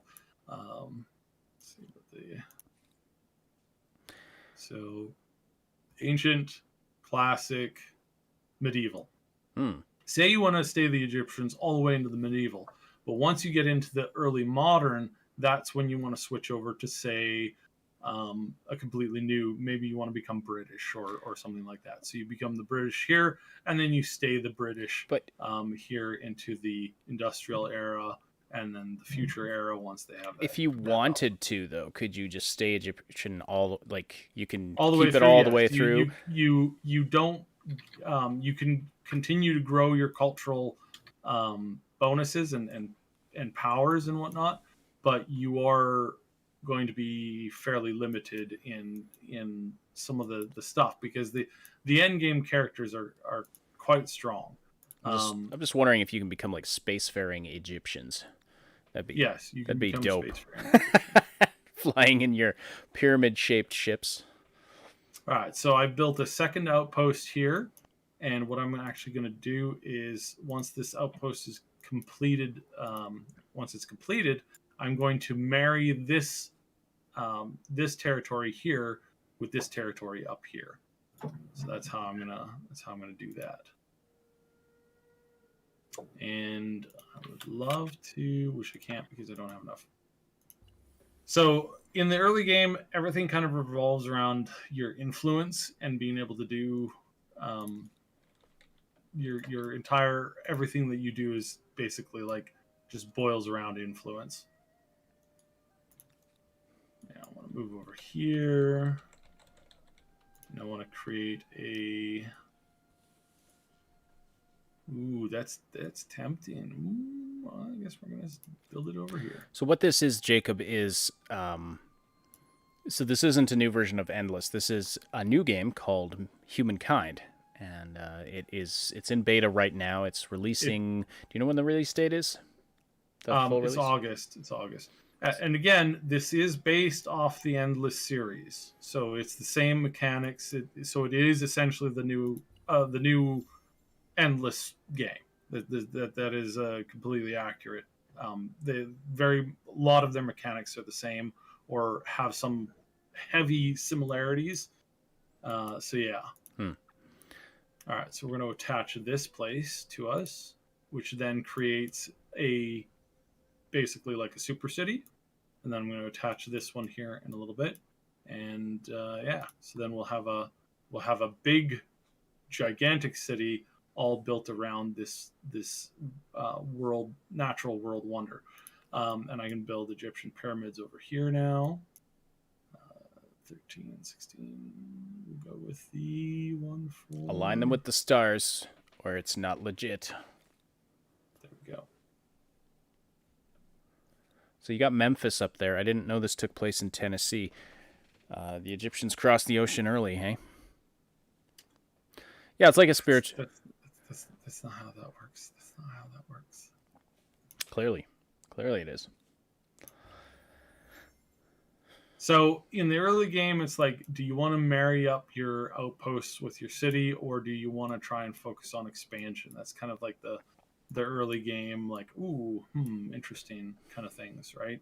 So, and you can like, if you get like something that's got like 4 corners on it, like, so here's three places right here. I could put my first city right here, and then right here, and then right here. And if I did that, then I've got all my city cores like all sitting around each other, and the bonuses from the districts playing off of each other just kind of go nuts. So you can do that, or you can do a bunch of different concept ideas and stuff like that. So have him move. Yes, I agree, Time Beat. We need a banjo soundtrack now. There we go. Yeah. Acapella.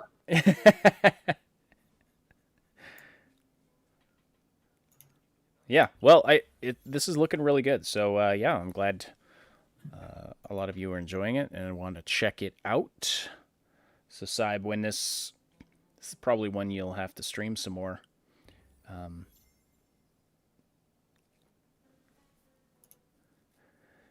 Funky says we can't see the cursor from side. Well, yeah, that's just due to our technical limitations of streaming from multiple computers and things, and also this being a very duct tape production this morning.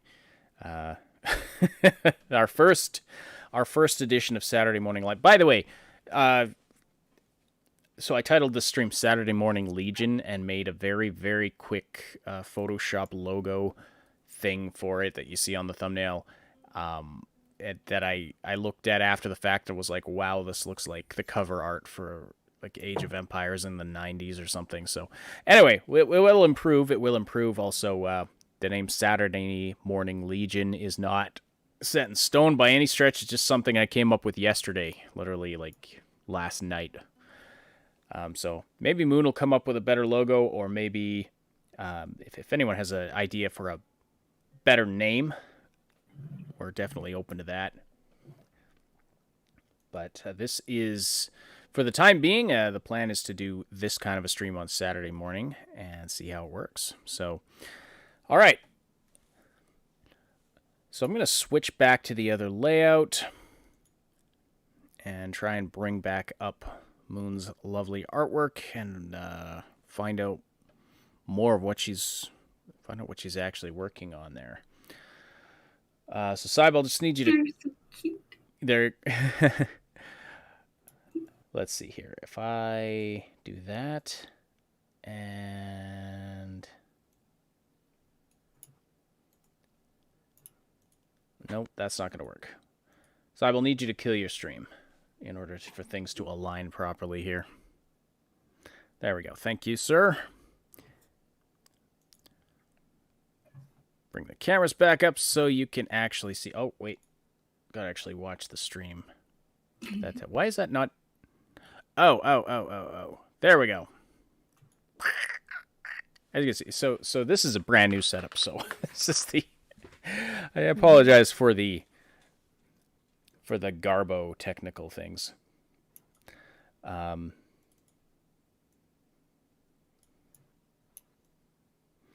Anyway, so. Excuse me. So Moon, what is it you are working on here? You've got a lot of different variations of one character, looks like. No. I'm doing, well, it's not the same character. No, these are all different girls. Oh, I see. Hold on. Okay, yeah, but Look multiple the other way. angles for. Yeah, I see. So on each row, you've got a particular character. Yes, From exactly. multiple They have angles. their name in the box. I mean, their hair is completely different. Their horns are completely different. They're all very, very different. Oh, people. Morning observations. Yes. Well, I was looking at one row. That's the thing. I was looking at one row and was like, oh, it's all the same character. But then, yes, they're very different. They all have horns too. So, Yes. who are these characters? These are all profile art for characters from Saib's book. Oh, I see. Yes. We're gonna have a lot of hopefully, and this is something that we're clearly working on right now. We're going to have a ton of artwork for the book. We're gonna have a ton of manga-esque style scenes and artwork painted out for or put into the book, or associated comics, maybe even not promising, but maybe even might be doing some small animations here or there. Obviously, the wish is to the book is very much an anime type inspired game. It's gamified book. Or bookified game. I don't know what you want to call it. Bookified. But I like that word. Yeah, so we have obviously this is just some of the preliminary work on some of these characters. But it's just giving them some life and having the characters. The core team is these characters, and then there's extended characters beyond this that are different species and whatnot. But it's very much just like inhumanish world full of like all kinds of fanciful characters who are all who are all adorably cute and funny and hilarious. Do you have anything else you want to, while I've got your window up, Moon, anything else you want to show us that you're working on? These are more succubi art. The bottom one, Time Bean was wondering, the bottom one was she was wondering which one's Aranis. Aranis is the bottom one. Yes. Yeah, that's Aranis. The one with the curved horns with the ram horns, that's Zelly. Jacob's wondering what program you're using. I'm using a Procreate app on the iPad Pro with a matte screen protector and an Apple Pencil. I like drawing with pencils, and this is the closest I can get to drawing on, like, I used to practice drawing a lot on just like computer paper. I just like had like stacks of it that I just kept in my bag or my backpack, and I just draw. Very cool. And just had, they got everywhere. I have boxes of drawings. And yeah, the second to the bottom, you want to show her Vise. Vise is turning out pretty good. So yeah, they all have different facial structures and different looks and different styles, and yeah. So we've got Vise, who's one of the fan favorites. All of these characters are like the core, like basically you're looking at the core team here, just in this one bit. There is some more of the girls that make up the core unit of the base team, but these are really like all the core girls. With the exception of we're missing out on like 2 or 3. The core. Yeah. I didn't have enough space. There's a dirty joke in there somewhere. The core girls. But yeah, they're so hunky and cute, and Yeah, like it's it's so gonna look adorable. so nice when I go through like the colors, because like that's how I kind of design this. So like, I'm trying to get kind of like their front face and just kind of like a static pose. Like they're just like, I'm like, hey, I'm taking your picture. Boom. Kind of thing. And then just like a slow turnaround so I can see all the sides of their faces and their horns. So I can practice like the angles, because like I don't actually know until I try. So I'm like, what does it look like? Oh, it kind of looks like this. Oh, I see how it's going. This makes sense. And so it's kind of like building a better 3D picture in my head of how they should look, so I can see them on whatever it is that they're doing in the page more easily. And then I've got a top view here so you can fully see what's going on with the horns, as well as their wing colors. And I'm going to go through and edit the shapes of their tails and whatnot. Yeah. This has been really fun. They're so cute. I'm so happy with my girls. They're so adorable. Yes. I don't want to ruin the moment, but I have. Oh yeah, Time Bean says, looks amazing. They do look amazing. Also gives you insight into the mind of Saib. He really enjoys writing about horny girls. All right. I know you're working on some. Can you show any of the avatars? Sure, I can put some on speed playthroughs. We have. That'd be great. Yeah. So Moon's been working on avatars for our Patreon supporters, and there's Time Bean. So here's a time-lapse replay. Here. This is really cool. So I mean, it actually records the steps of drawing it, and she can replay every brush it. stroke. It's amazing. Like I love watching these. Just see the process, right? Mm-hmm. Doesn't it get hard to when you turn the background dark like that?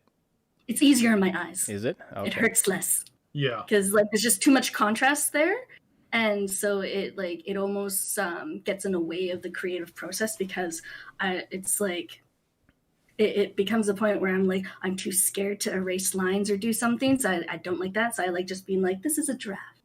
I'm carving it out of the clay that is the paper. Moon and I would use a program in the day job that's default setting was blinding white and extremely hard to see grays and pinks. That literally have there have been people who were starting to develop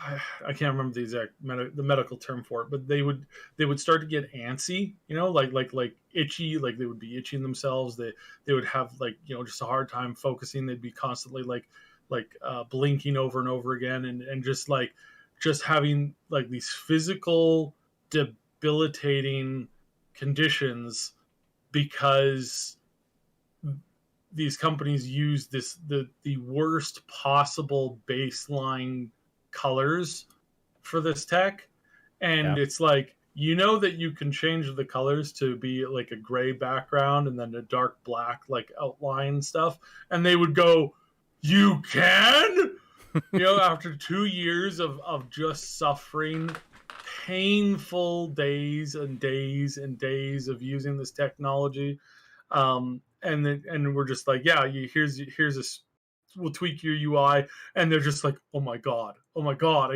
I can see. One woman almost cried when I gave it to her like that, because then she was suddenly able to she wasn't having the constant eye pain, like actual pain every single day.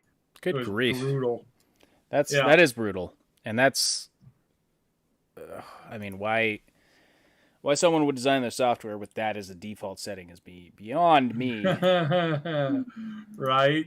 It's almost as if they don't know what they're doing. But that's extremely common. They don't know what they're doing.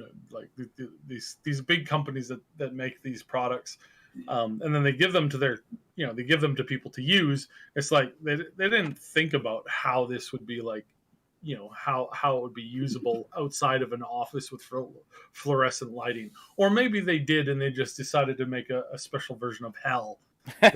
Torture. The most special version of hell. The beatings will continue until morale improves. Yeah. So the video's done there, eh? That looks really good. No, it's still going. It's still going? Yeah, it's still going. I'm just going through minute details. Oh yeah. Okay, I see. I'm speeding through. Yeah. Wow. Look at this shows you the amount of effort and time that goes into this. Like, it's incredible. There we go. Yes, so she is working on one of these for each of the Big Damn Hero level Patreon supporters. It's not something we advertised on the Patreon yet, but it's something we're doing because we got to give you guys something in addition to our content. Which now, is that Reaver? Yes. Ah.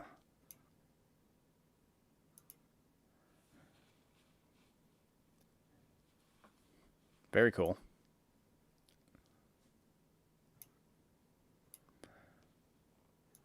Husbandos and waifus. Husbandos and waifus. Husbandos and waifus. Oh my goodness. Mm-hmm. Very cool. So cute.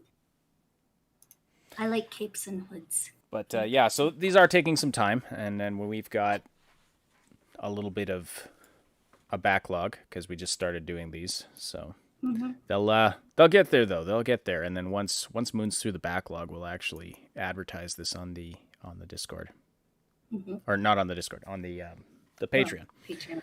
Yeah. Do you have you also finished Robin's, or what's his Discord name? Oh my goodness. Inject coffee in my brain.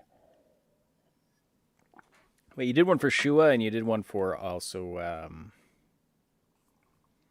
Sherwood. Sherwood. That's Yes, yeah. that's right. Oh, that looks so awesome. Doing lots of details in the back here, Mm-hmm. making it pop. There we go. And so like you Well, shift. probably, shifted- Jacob. When we get a bunch of them, and when we like officially announce that we're doing this for our Patreon supporters, that's when we'll probably do like a compilation video and Yeah. So that's Sherwood, showcase it. Mm-hmm. or is it Yeah, That's Sherwood. That's Sherwood, yeah. Obviously, it's Sherwood. The He's got birds and planes. Magpies. You say obviously one more time, Saib. I'm unplugging you. Obs. Yes, the birds and the planes. That's for sure. Yeah.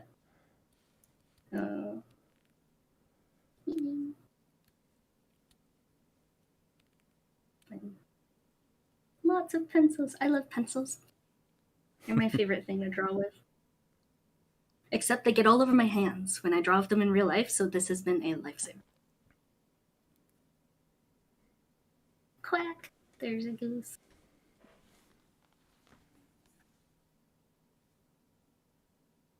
Placeholder from that.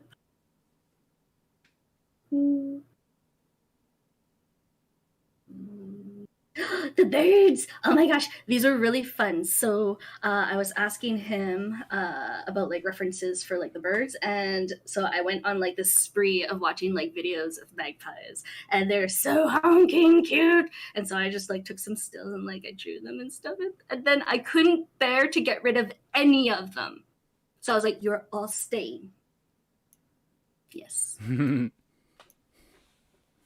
Nice.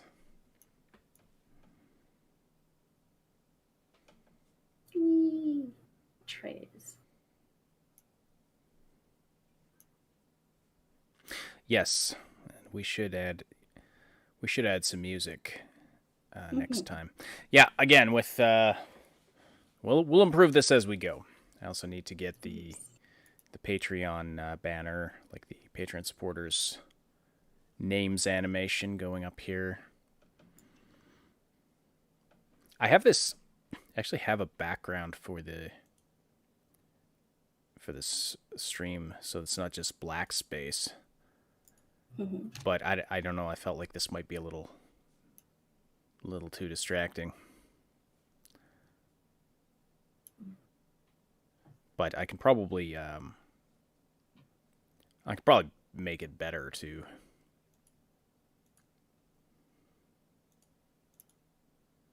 Nope, don't do that. Just go away. There we go. Very, very cool. So you switch it to grayscale to do some shading? Is that what I'm perceiving? So I was watching some tutorial videos about this one artist's technique is that they just use like very basic brushes in this program, and they just paint in grayscale first, like vague shapes, and then refine it down. Because I was trying to learn how to paint like landscapes, like how to like see stuff better, or like anything I could learn really.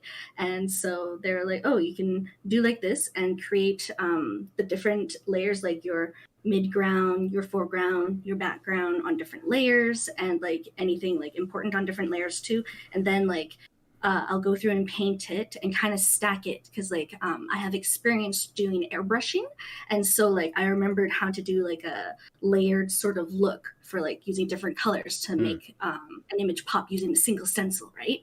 And so what was it? So like I would go through and I paint in grayscale, but then afterwards I create a new layer on top that has a clipping mask. So that means it's linked to the layer that has the grayscale. And so it will only apply color. It will only let the color show through on that, like what's on the layer below, right? And so like, that's how I learned how to go through and like refine this more and give it like more depth. And like, I feel like I've leveled up so much, because like the first couple of avatars I was creating after I learned how to do figures better, to make them look more like, you know, anatomy and stuff. Is the best way I can do it. Anatomy. I did a bunch of figure studies, and so it's just like kind of flexing that mental muscle to train me to be able to see how, like, you know, the stick figure should go, so to speak, right? It's kind of like watching that old commercial with the, what was it? the little dancing marionette, the wooden marionette, and he's like, "Oh, I'm so in pain," and then you push like a little pin in him. He's like, "Oh, I feel so much better." I love watching those things because like, it was so great watching the little thing moving around. So I kind of pictured that on my canvas when I'm drawing to try to picture like what the little marionette is doing. Timing says, "I really like this. It is relaxing and like hanging out with pals." That's kind of the feel we're going for. Oh, there's Shua.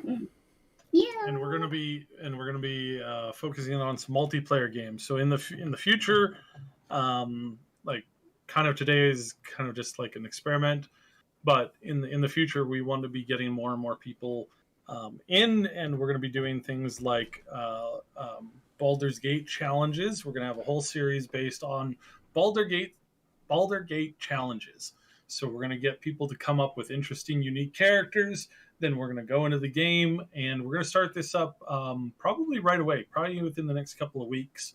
We're going to have people hop in, and we're going to do a multiplayer round.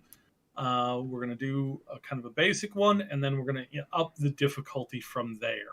And that's when we're going to start doing things like, no weapon runs or no armor runs or something like that. We're going to get it set up. So it's going to be really cool. So yeah. If you want in with that, like get into the community, get yourself involved. We're going to be bringing in like community longtime people, and then we're going to kind of go from there. Only people we know well will be allowed on the stream. We learned our lesson with somebody playing that fun audio that one time. And yeah, like let us know what you want to see on the stream. Let us know what you want us to talk about. Yeah, I think we've talked about all the big stuff. I'm just kind of looking through the Discord.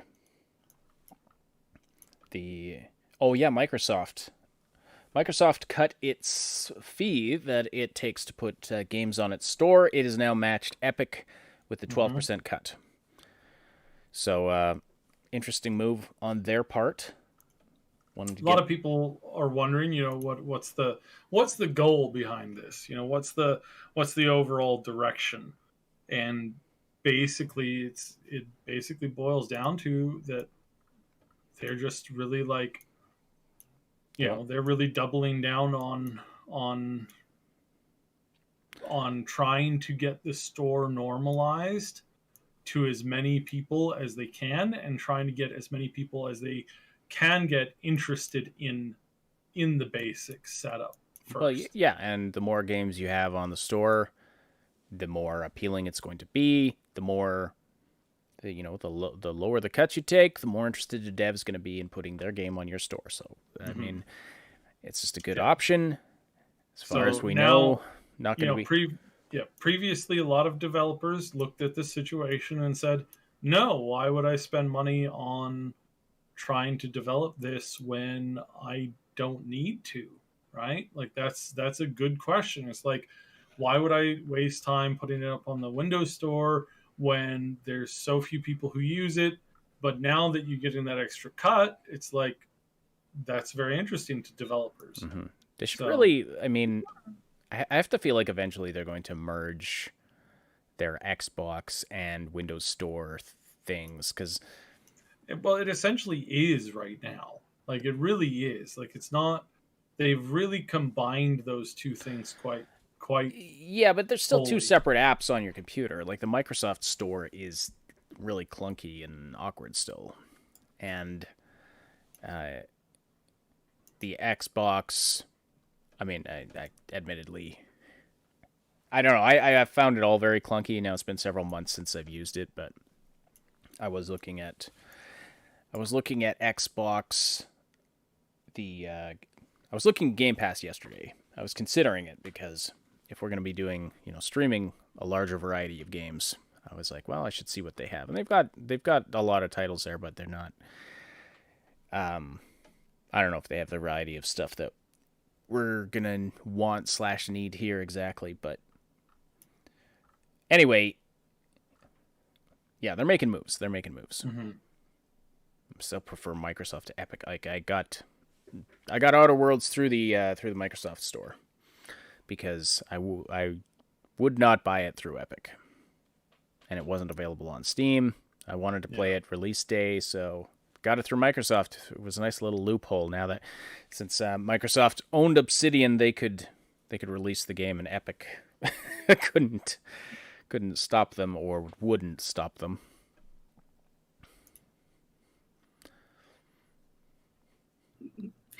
Timing in the chat. I love how Reaver has knives, Shua has a sword, Sherwood has trained magpies, and I have ink. Well, ink. I mean, just ask Zoidberg. Right? It's an effective technique. I love his anti-bullying technique. Just roll on the ground and scream. Eventually they'll just leave you alone. Just cry and whine and yeah. Oh no! Like his voice is just hilarious for that. Zoidberg's great. He's one of my favorite characters.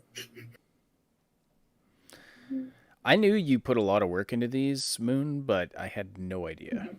My goodness. Yeah, there's like a certain set of muscles that I have to flex when I'm doing stuff like this. So it's like, it has to get to like a certain point where I'm like happy with it. Yep. Well, let's see. And yes, so this is where I'm like doing the coloring technique, because like I painted everything in grayscale, and now I'm like going through and trying to add the colors to see what matches or what looks right. That guy in Naruto had only had ink and paper, but could draw and materialize any beast for attack. Yes. Yeah. Could you imagine if you could bring these to life? Right. Be awesome. They also had something like that in Mushishi, the anime. Yeah. Cool.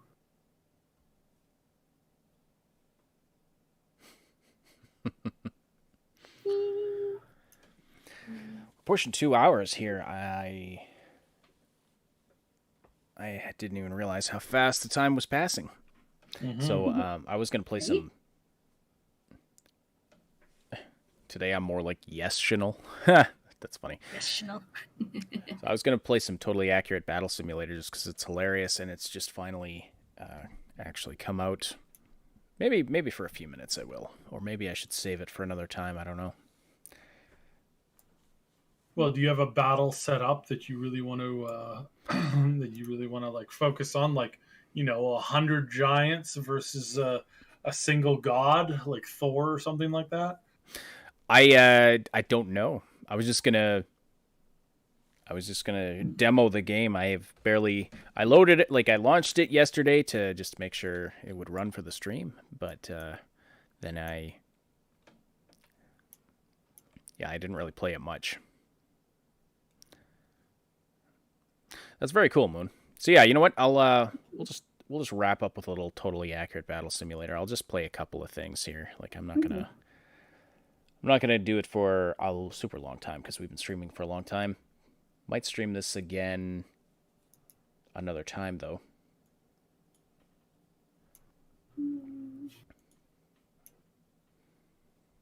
Just waiting for it to do things. Oh, there we go. Gonna turn the audio down a little bit.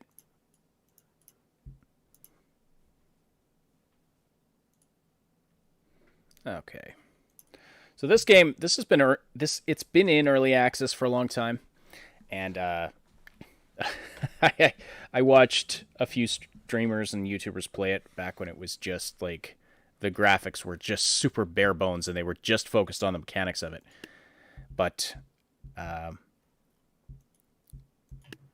anyway, now it's actually released. So we'll start with the campaign, the introduction. We've got clubs. So basically it's a strategy game where you place units on the field and then they fight and you try to win it. So we've got to defeat these guys with clubs here. Fight. And I just got it.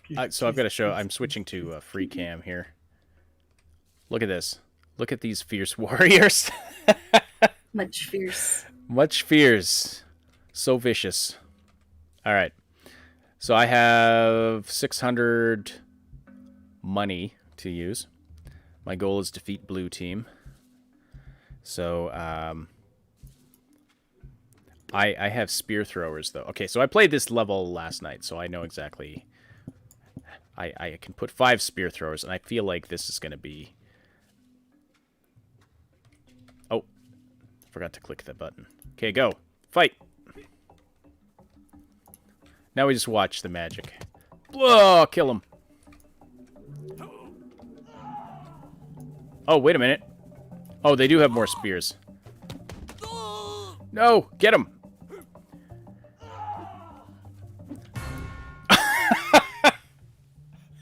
My spearmen were not fast enough. Okay. Use E and Q to move up and down. All right, so... All right. So need a different strategy here.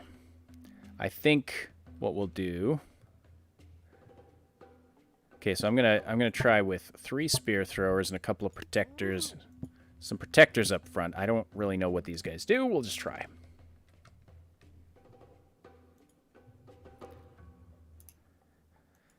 Hey, we got game notes. We got Polly's in the house. You guys are just in time for us to be almost done. Hey guys. So what are these guys going to do? Oh, they just bash with their Shield bash. Pew. Okay, this is not going well. Wow, you guys suck. You are missing. Okay, alright, never mind. Oops, resume.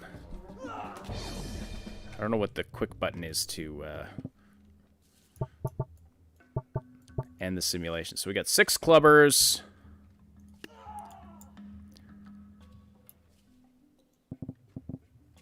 And I have 8. So I should win this one. Alright. I like how they're marching in formation. Oh, wow. Oh, it's a massacre.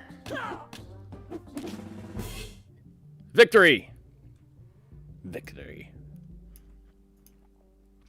Victory. Kika says there are hidden units to be found on each map in Freeview mode. Really? Okay. I'll have to look around. So to defeat blue team. So now blue team has what? So they got 10 spear throwers. Hidden units, you say?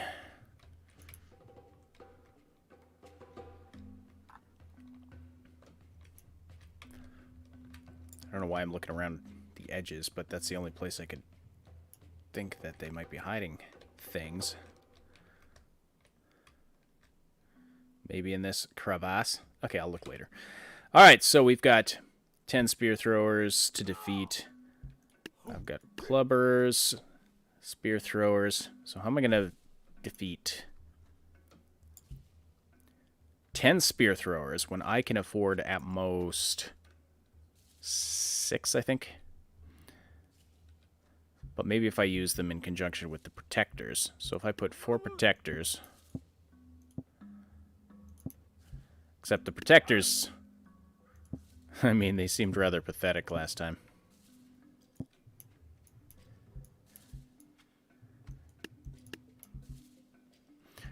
Let's see what this does. Yes, so they... Oh, these shield guys are doing pretty good. They're just... Oh! Brutal. He took that one to the face. Okay, that was bad. I think I gotta use the knowledge I learned in the previous level. I had...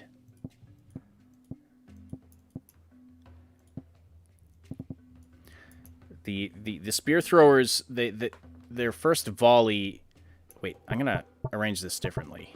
Because I think they'll all target the front guy. So maybe I should use a protector there. And then the clubbers will come in behind. These guys will come in behind and just massacre everybody.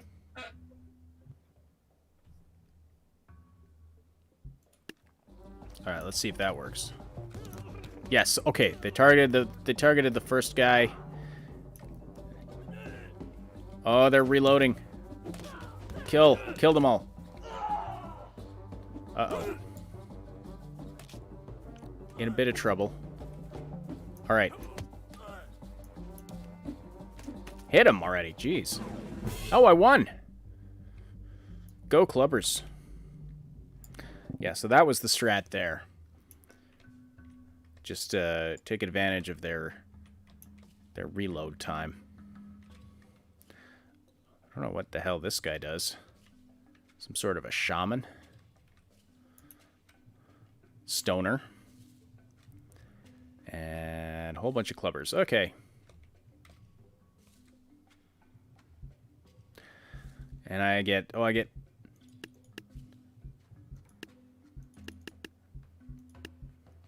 I wonder if...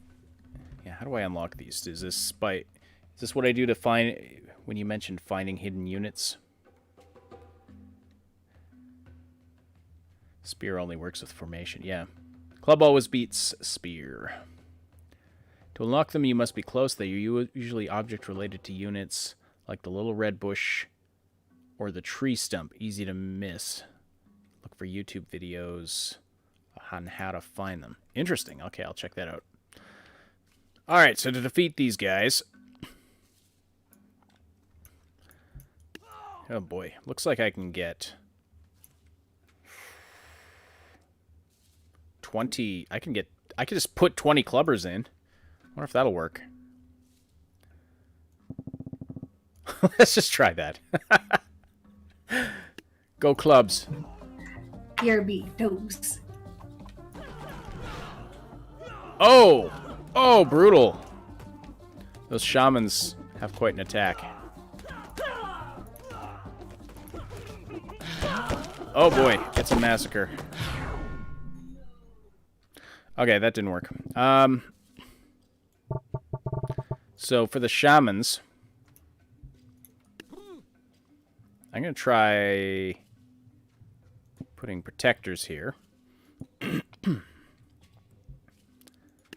with spear throwers to take out the shamans. And then just a whole bunch of clubbers in the middle here.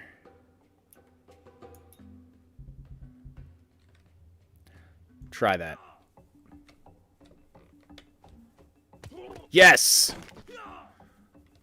Shaman's dead. Okay. We should be good now. This should be victory. Shield bash. Does that actually do anything? Oh, he killed him. Yeah, it does about it. It does. I've seen them do like pretty decent damage. Mm-hmm. Oh, especially versus like if they can actually like block the shots, like it's pretty decent. Yeah. Polly's, thank you so much for the super chat. Sending in a reward bonus for Triple S because Ash is winning and these money have nothing to do with allegations of me bribing Triple S League to gain influence for Eastern European members if on Discord channel. Thanks so much for the super chat, Polly's. Really appreciate that. So, what do we got here? We now have a puppy. Zillions of protectors. There's a puppy? Oh, you have a puppy. Is that a Paimon? Yes, this is a Paimon. Oh my goodness. Okay, this is a lot of dudes. Hi. No. Oh, that's so gross. Oh, it got in my mouth. No. You okay over there, Moon? Yeah, she's very happy to be inside and be part of the stream. This is Puppy Paimon. She's very happy to be here. She has no idea that the camera is on. She's just like, wow, wow, wow. Nice. Yes. Oh, I lost my chat windows. Let's bring this back up. That is a puppy, Sword Sister. That is the puppy. Yes, puppy. Has a little jacket. This was originally Commander's little jacket for winter, but now it is Paimon's jacket. Ooh, I have bone mages now. Ha! Have fun with that one, chat.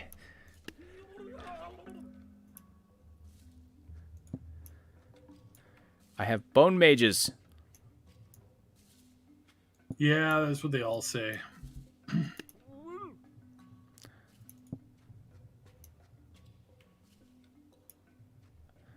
I wonder if there's friendly fire damage.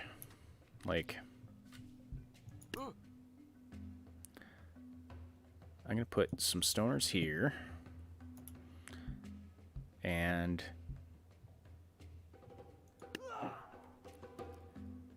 Alright, I can... How many of these can I afford? Let's see.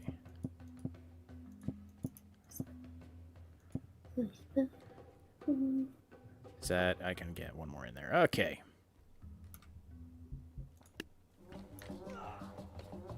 Charge! Yes!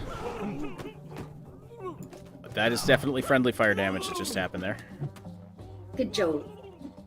Oh, very realistic. Okay, well, I think we've won, though. As long as my spearmen... Get your spears out, you idiots! Oh no, those are stoners. We won. Okay. Swordchester wants to know, have I played Spore? Kind of old now, but funny as heck. I have not played Spore. A friend of mine gave me a copy of it a long, long, long time ago, but...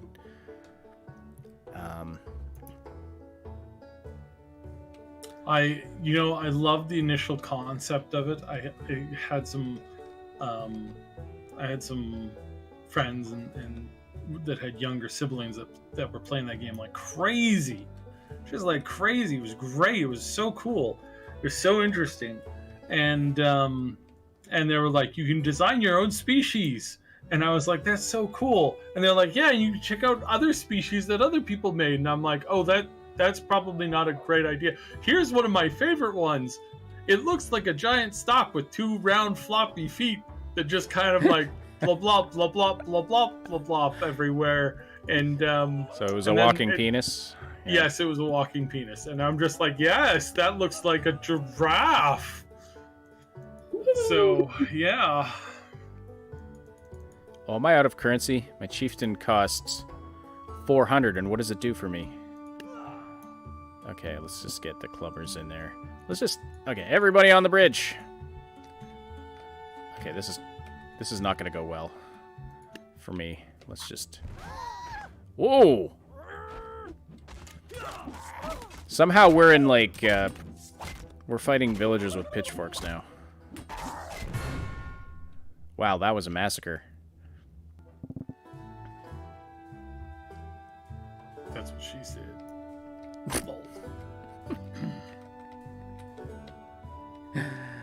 So we switched time periods, but I still have my, like, Stone Age. What are these guys? Why are they wearing haystacks? And they have sticks. Like, I feel like all I need to defeat this army is light a match. And what are you?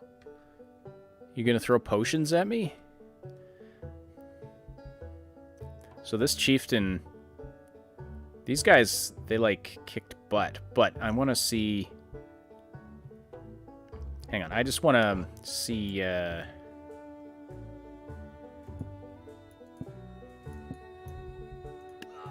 just want to get more of an idea of, like, what these units actually do. So I'm just going to put as million clubbers in. Whoops.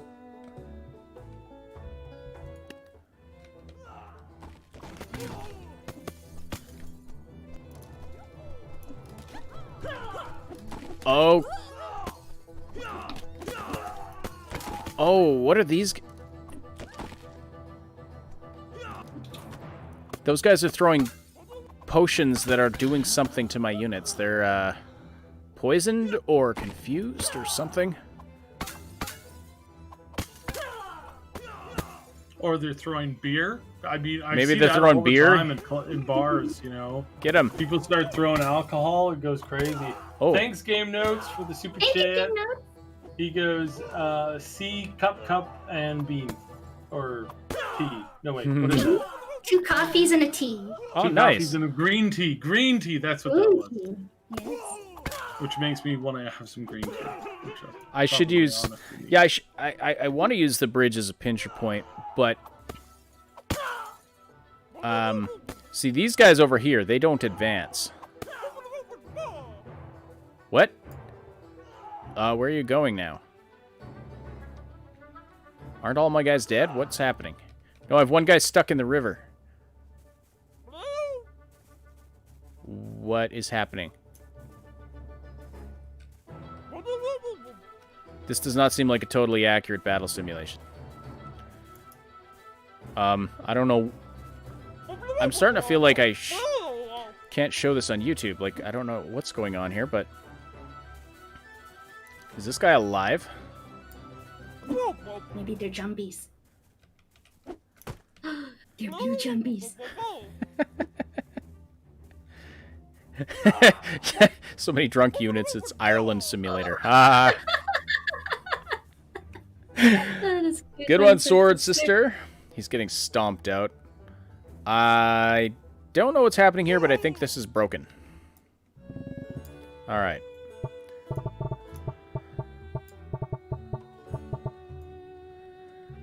So what I want to start farther back, I think, because as you can see, Mammoth! Go Mammoth!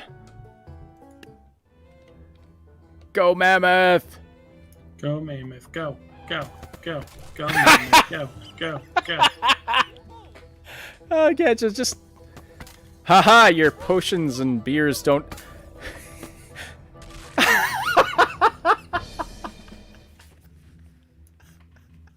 They didn't have a chance. There was nothing they could do there. That was it. Okay, what now?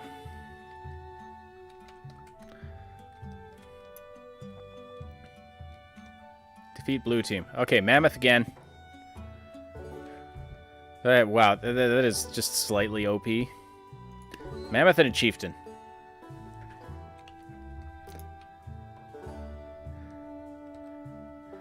Yes, alright, let's do this.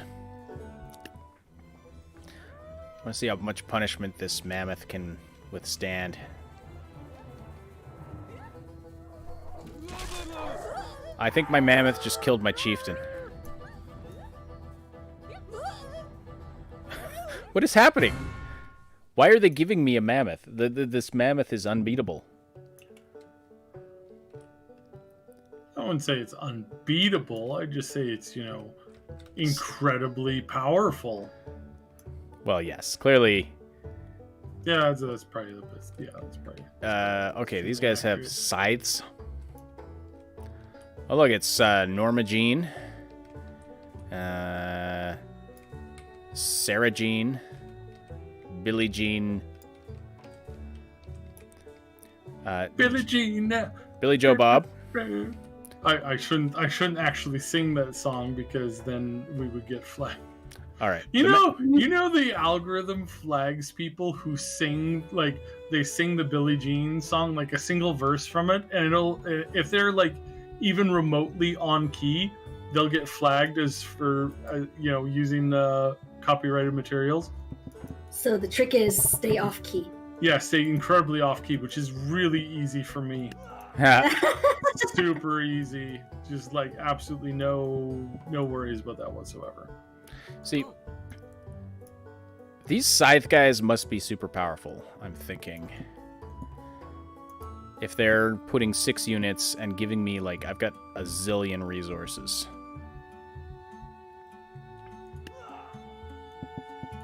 Here's the second wave. Oh, wait. I'm going to put them further back. Second wave clubbers just to come and finish everybody off. Okay, go. Oh, I didn't see those guys there hiding in the... What are you, anyway? Just the town... What? Okay, so the fat hobbits come in and... Oh my goodness. Oh, you're the... Those are the lobbers. Okay, Oh, yes. Those are pretty tough. Oh! Brutality. Spear him. Stop missing, you jerks. All right. Well, my army has been decimated here. I've got drunk spearmen. Get him! Oh, to the face! Sorry, Decimated. I just roared into the microphone. I love those little green clouds. Those are great. Oh my gosh, they have dizzies. Oh, it's so I wonder funny. why they don't have a multiplayer version of this game yet, where basically you do like rock paper scissors, and then the people start buying their units, right? So you're like, I'm going to buy one mammoth, and they're like, oh, mammoth, I better buy, the unit that counters mammoth. But then you're like, but then I'm going to buy the unit that counters your unit. But I'm holding on to my last buy, and I can buy a really big unit this time. And then you can kind of do that. That would be really cool, I think. Yeah. Are there no... I haven't looked. Yeah, I'm surprised if there's no multiplayer here. They are halflings, even. And they just throw themselves... All right, halfling army. That's not a halfling. That's a gnome. It's called kicking the gnome. Well, they're called halflings here, so... Ooh, wait, they're called halflings? Actually, These units here, these are called halflings. Huh. I wonder how they're getting around the who's it? The rights thingy. Well, it's you can't call them hobbits. I think you can call them halflings. No, halflings was a term that was bought out by D&D. Because they couldn't use the word hobbits, so they had to come up with their own word, but then they copyrighted that. Go kamikaze hobbits. Well, they copyrighted halfling? Oh, that sucks. I'm pretty sure they did. Again, I'm just guesstimating. But... I know they use the word halfling.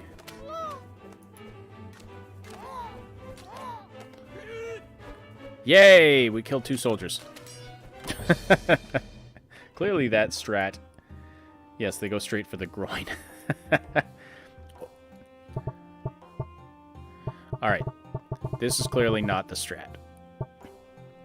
But I can put in some harvesters. I can afford 3 of these guys. That's it. So let's see how they do.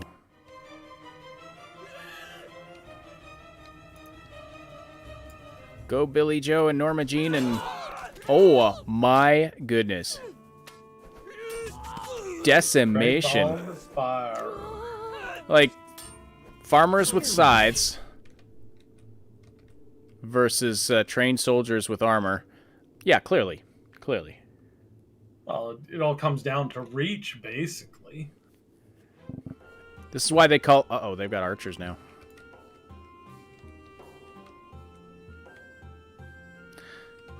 Alright. We've got archers, and we've got... Uh-oh, look at this. Look, Time Bean. It's the banjo players. Literally the banjo players. Okay, what do they do, I wonder? Okay, I'm going to have 2 harvesters, but I probably want them farther behind, because I'm going to want some fodder up front to draw the archer's fire. Lutes, not banjos. Well, okay, Kikas. Lutes.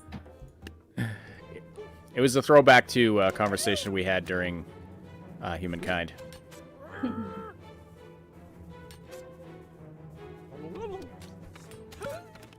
Where are they going? Are they like bards that they like strengthen other units if they're playing their music? That was quite the sound effect. Go get him. Okay. They're running away. They're like running off cliffs here. I'm a little confused as to what these banjo players actually do. They're just lemmings in disguise. Oh yeah, follow them off the cliff. That's a great idea. I'm thinking they provide some kind of a buff to their allies. But I think it broke because that guy is just jammed in between the rocks there. They must have a Walt Disney helicopter behind them. Oh snap! Oh, did you see that move? Did you see that move? Diving off the cliff, scythe, straight to the crotch.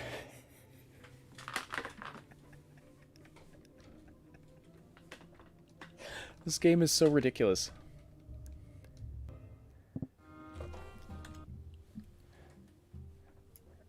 Hey, okay, sorry, one sec. I've got to send a message out. And then I'm going to play a few more rounds of this just because it's too hilarious. It's too hilarious for school. Gotta let my wife know that I'm streaming long today, but they can make some noise if they need to.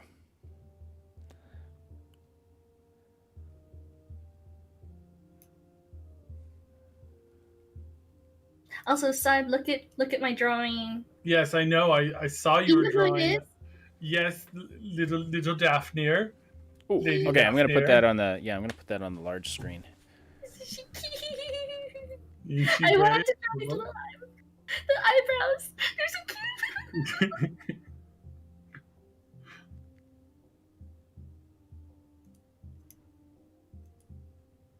There. That's what Moon's working on.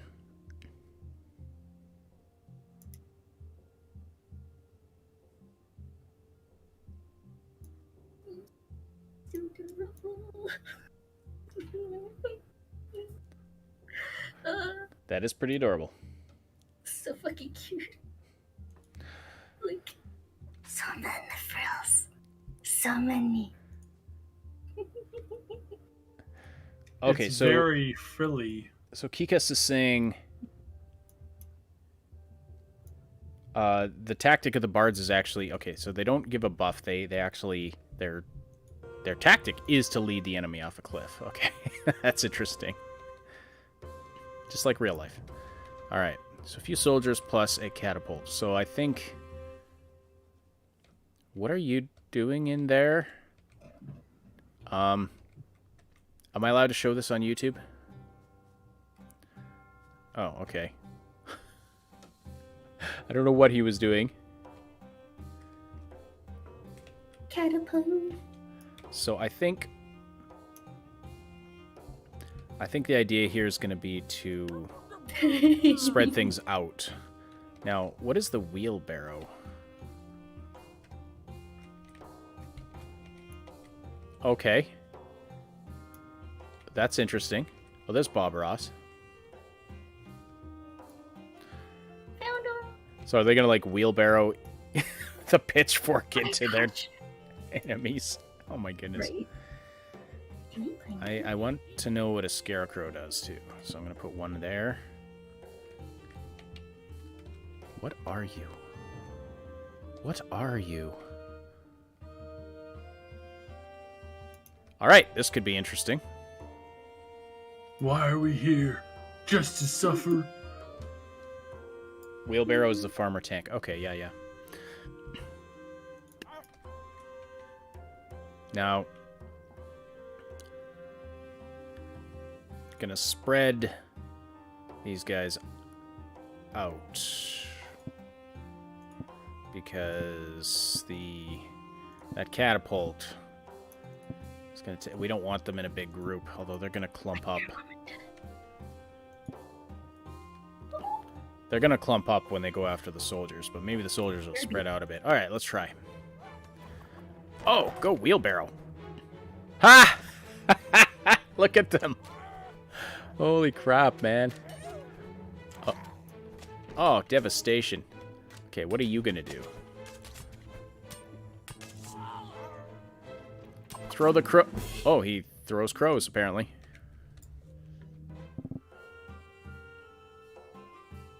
Yeah, catapult means don't group your forces, exactly. Alright, the king. Oh, these guys look like they're going to be trouble.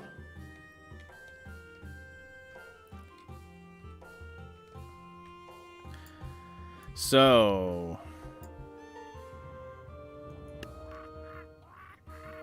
I'm going to put 2 crow guys.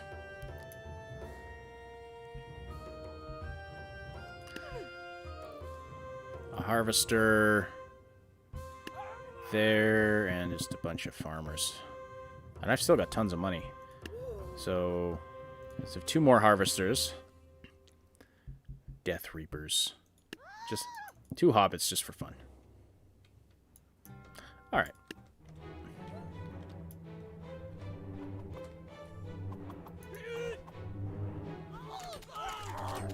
Now, are those... So, are they healing? Are they protecting? What's the deal here?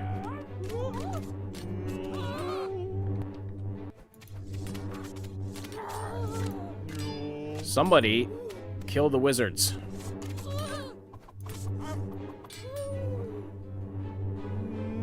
Get... Well... Yep, alright. So those are healers, are they? Well, this is different. Okay. So we're going to fight on... we've got 2 aisles of fighting to happen here. Alright, they're getting beefier. We're fighting the Romans now. The Blue Romans.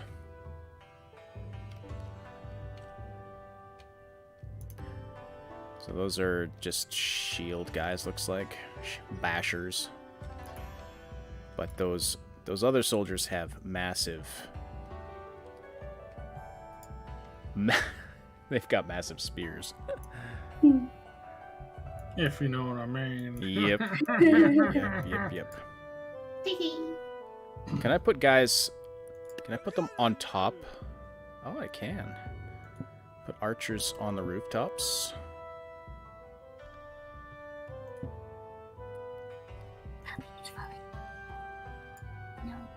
I wonder if that's actually enough, because can they even get...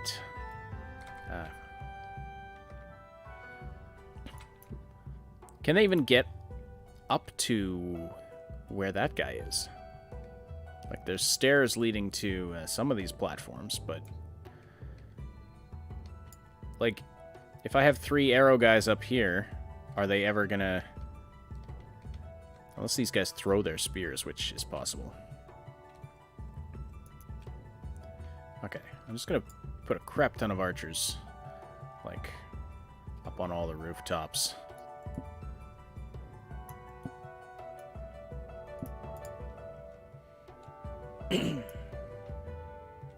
Putting on roofs are risky. They might kill themselves by falling. Okay, I see. So wait, if I start... I don't want to start it yet. Squire.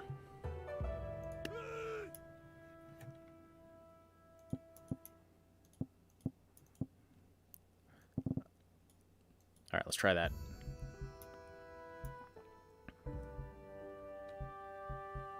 That's all I can do. Okay. Alright, let's try that. See how it goes. Oh, yeah, they're stupid and they walk right off the edge. I thought they'd wait for the enemy to come.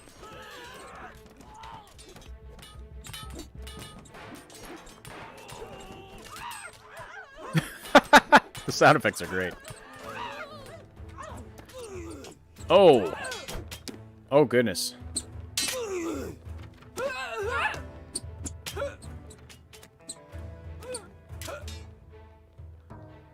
Okay, I think you're like the only guy left. Come on. Oh, there's a couple of them. Shoot! What are you waiting for? Apparently I have... Oh. Okay. Well, I guess you cannot... You can't bank on your guys doing anything remotely intelligent, I suppose, is the lesson there. From up here, they just walk off the dang roof. Let's get the king in here.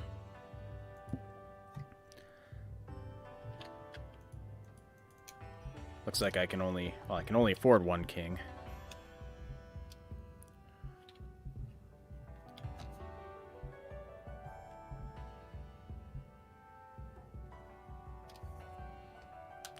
Now, if I put bards in, though, where are they going to lead the guys to? That's my question. Hold on. I'm going to put the king on this side. And then here we're going to put...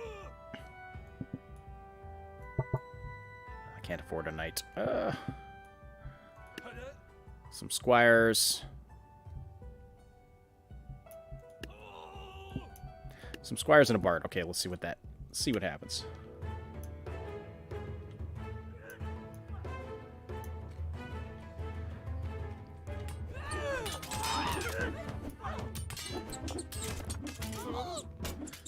Decimation is what's happening.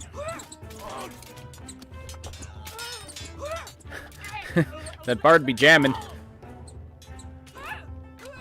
Run, little man, run! Okay. Oh, the king is just...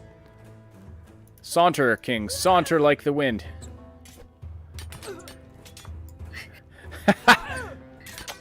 Oh my goodness. He's just killing everybody. No, I lost. Wow. He killed my king. There's a late hidden campaign game unit that prevents yours from advancing. The banner guy. Okay, interesting.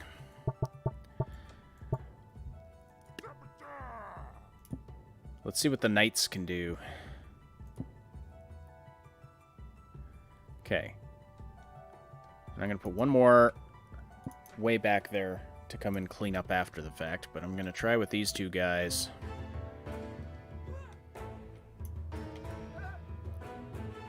Let's see how this goes.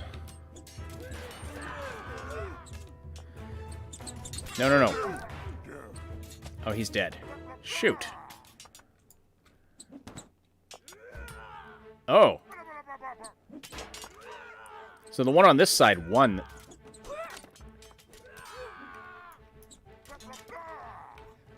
The one on this side lost, but then I had my backup knight. Yeah, get him. Guys, try to avoid hitting each other, maybe. That's funny. His spear is actually stuck under that guy's... So the physics in this is really interesting. That guy's spear was actually stuck there. This has been way too much fun. Let's see here. So we got some Roman spearmen. They got shields.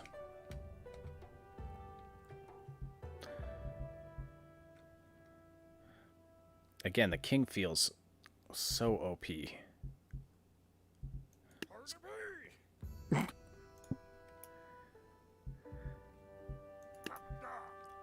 The king and his faithful knight.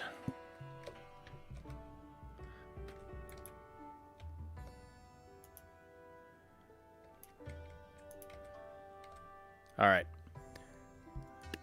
Charge. All right then.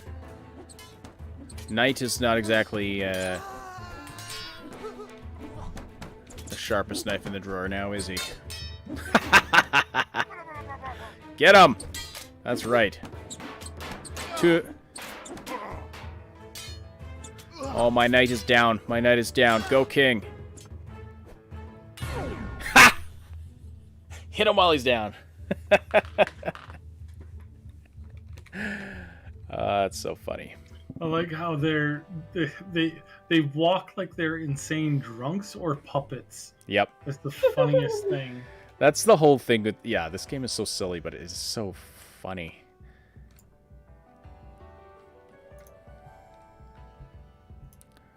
I have an idea. I don't know if this is going to work even remotely. But I'm just going to, like, put archers all up on the stairs here. Give them the high ground. There, okay. This might be the worst idea ever, but we'll see. Get him! Oh yeah, okay, just give up the high ground. Just come all the way down. Yeah, okay, that was bad strategy.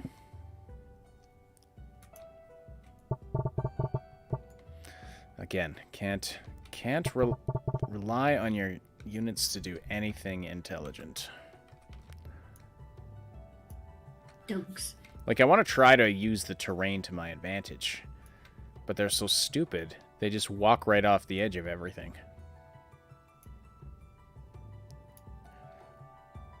This is Sparta, yes.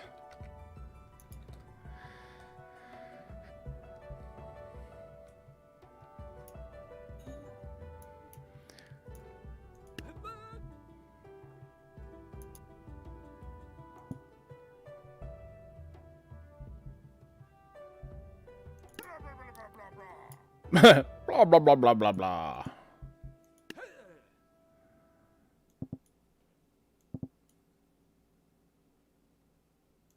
There, okay. Try that one.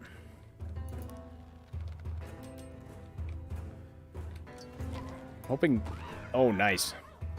I was hoping the catapult would take out those javelin things over there.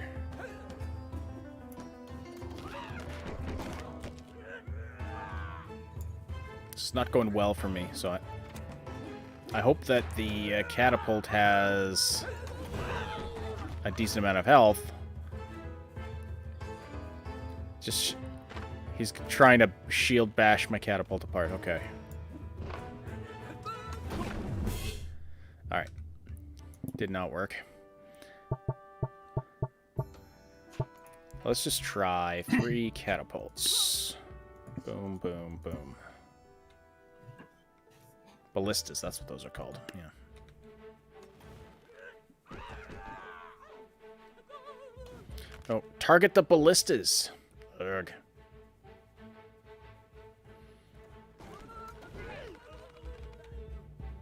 Okay.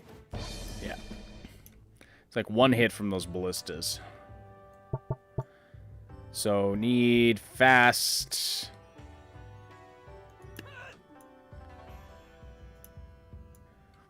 Alright. Spread out units. And then... the reserve units all up in here.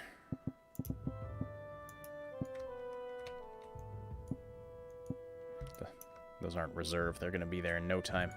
Okay, let's see. Oh, I could have spent 100 more money and then gotten one more.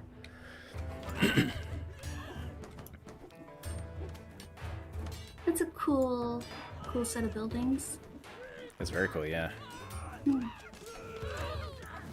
This could actually work. When they finally take the shield guys down, like so the ballistas, the javelins can only take out like 1 or 2 at a time. Get them. All right, boys. Let's do this.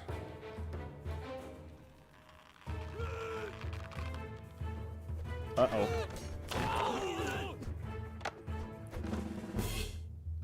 All right, we won.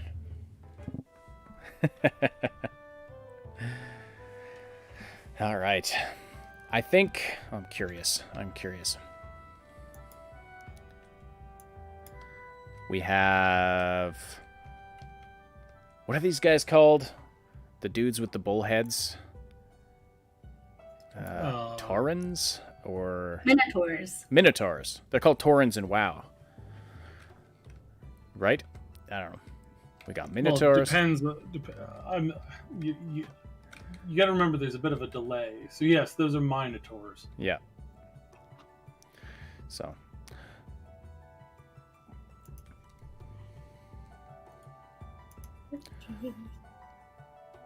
Alright, gonna bring the focus back to Moon's art here for one more second here. Then I have to get going, so we'll have to wrap this up. Unfortunately, this has been a lot of fun. So let us know, hop onto the Discord, of course slam that like button if you haven't yet. Whether you're listening on or watching on Twitch or on YouTube, let us know what you think about this format. hop on the Discord, give us some feedback. Would really appreciate that. Oh, got a bunch of Discord messages. There was a little bit of a dry news run today, so it was kind of good that we did that today, because there wasn't that much to talk about in the form of news, but there's going to end up being a ton of stuff. So we will start to have like more like watch times as the summer games announcements usually pop up here in a couple of weeks. So hopefully it'll be an exciting year, because I mean it's been kind of a crap year everywhere else. So yeah, but hopefully we've shown you some games that you can check out if you are, if you're looking for something to play. If any of these look interesting to you, Humankind not out yet. It's out in August, but Totally Accurate Battle Simulator is out now, and I'm having a lot of fun with it. Might stream it again this coming week. Stream some more, and and then that game, what did it call? Dorf Romantic. If you like those chill, puzzly type games. So, thanks for joining us. Thanks for checking out this first episode, edition, whatever you want to call it, of Saturday Morning Legion. Like I said, let us know what you think. If you have suggestions on the format, how we can improve it. We'll do things like, multiplayer games. We'll do things like reacting to game announcement videos, that kind of a thing, whatever's going on. Oh, and Sybe, you said on Des Mephisto's stream, face reveal at 50K. Are you sticking to that? Yeah. I mean, it's been around for a long time. It's like we were headed to 50K really, really quickly. That we slowed down quite a bit after, algorithm stuff, which is so fun. But we were headed there, and I think I had mentioned it a couple of times. We were thinking originally like 50, 100K. And again, I know it's a bit of an older trope. But it's also nothing special. So yeah, I mean, the getting to 50K is very special. My face is nothing special. That's what. Face reveal at 50,000 subs. Sybe's on record now. I don't know if. Excuse me. I wasn't sure if he was on record for that, but 50,000 subs. Sybe face reveal. Time Bean says Ash should grow a mustache at 50K. Million subs. I'll grow a mustache. The community. Yeah, so somebody who was it? Kisuke or Polly's? Somebody on my stream the other day was like, wait, you don't actually have a mustache? I was like, you can't believe everything that Time Bean says here. Come. But trust Ash. Yes, indeed. All right. Thanks so much, everybody. Glad you're digging the new format. We are going to, try to keep improving it. Sybe was just a still logo today. We'll get that to be more interesting. And up until, of course, that 50K face reveal.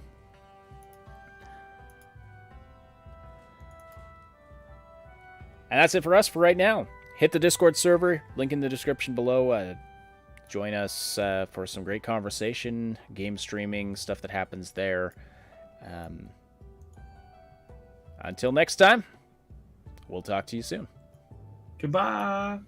Bye.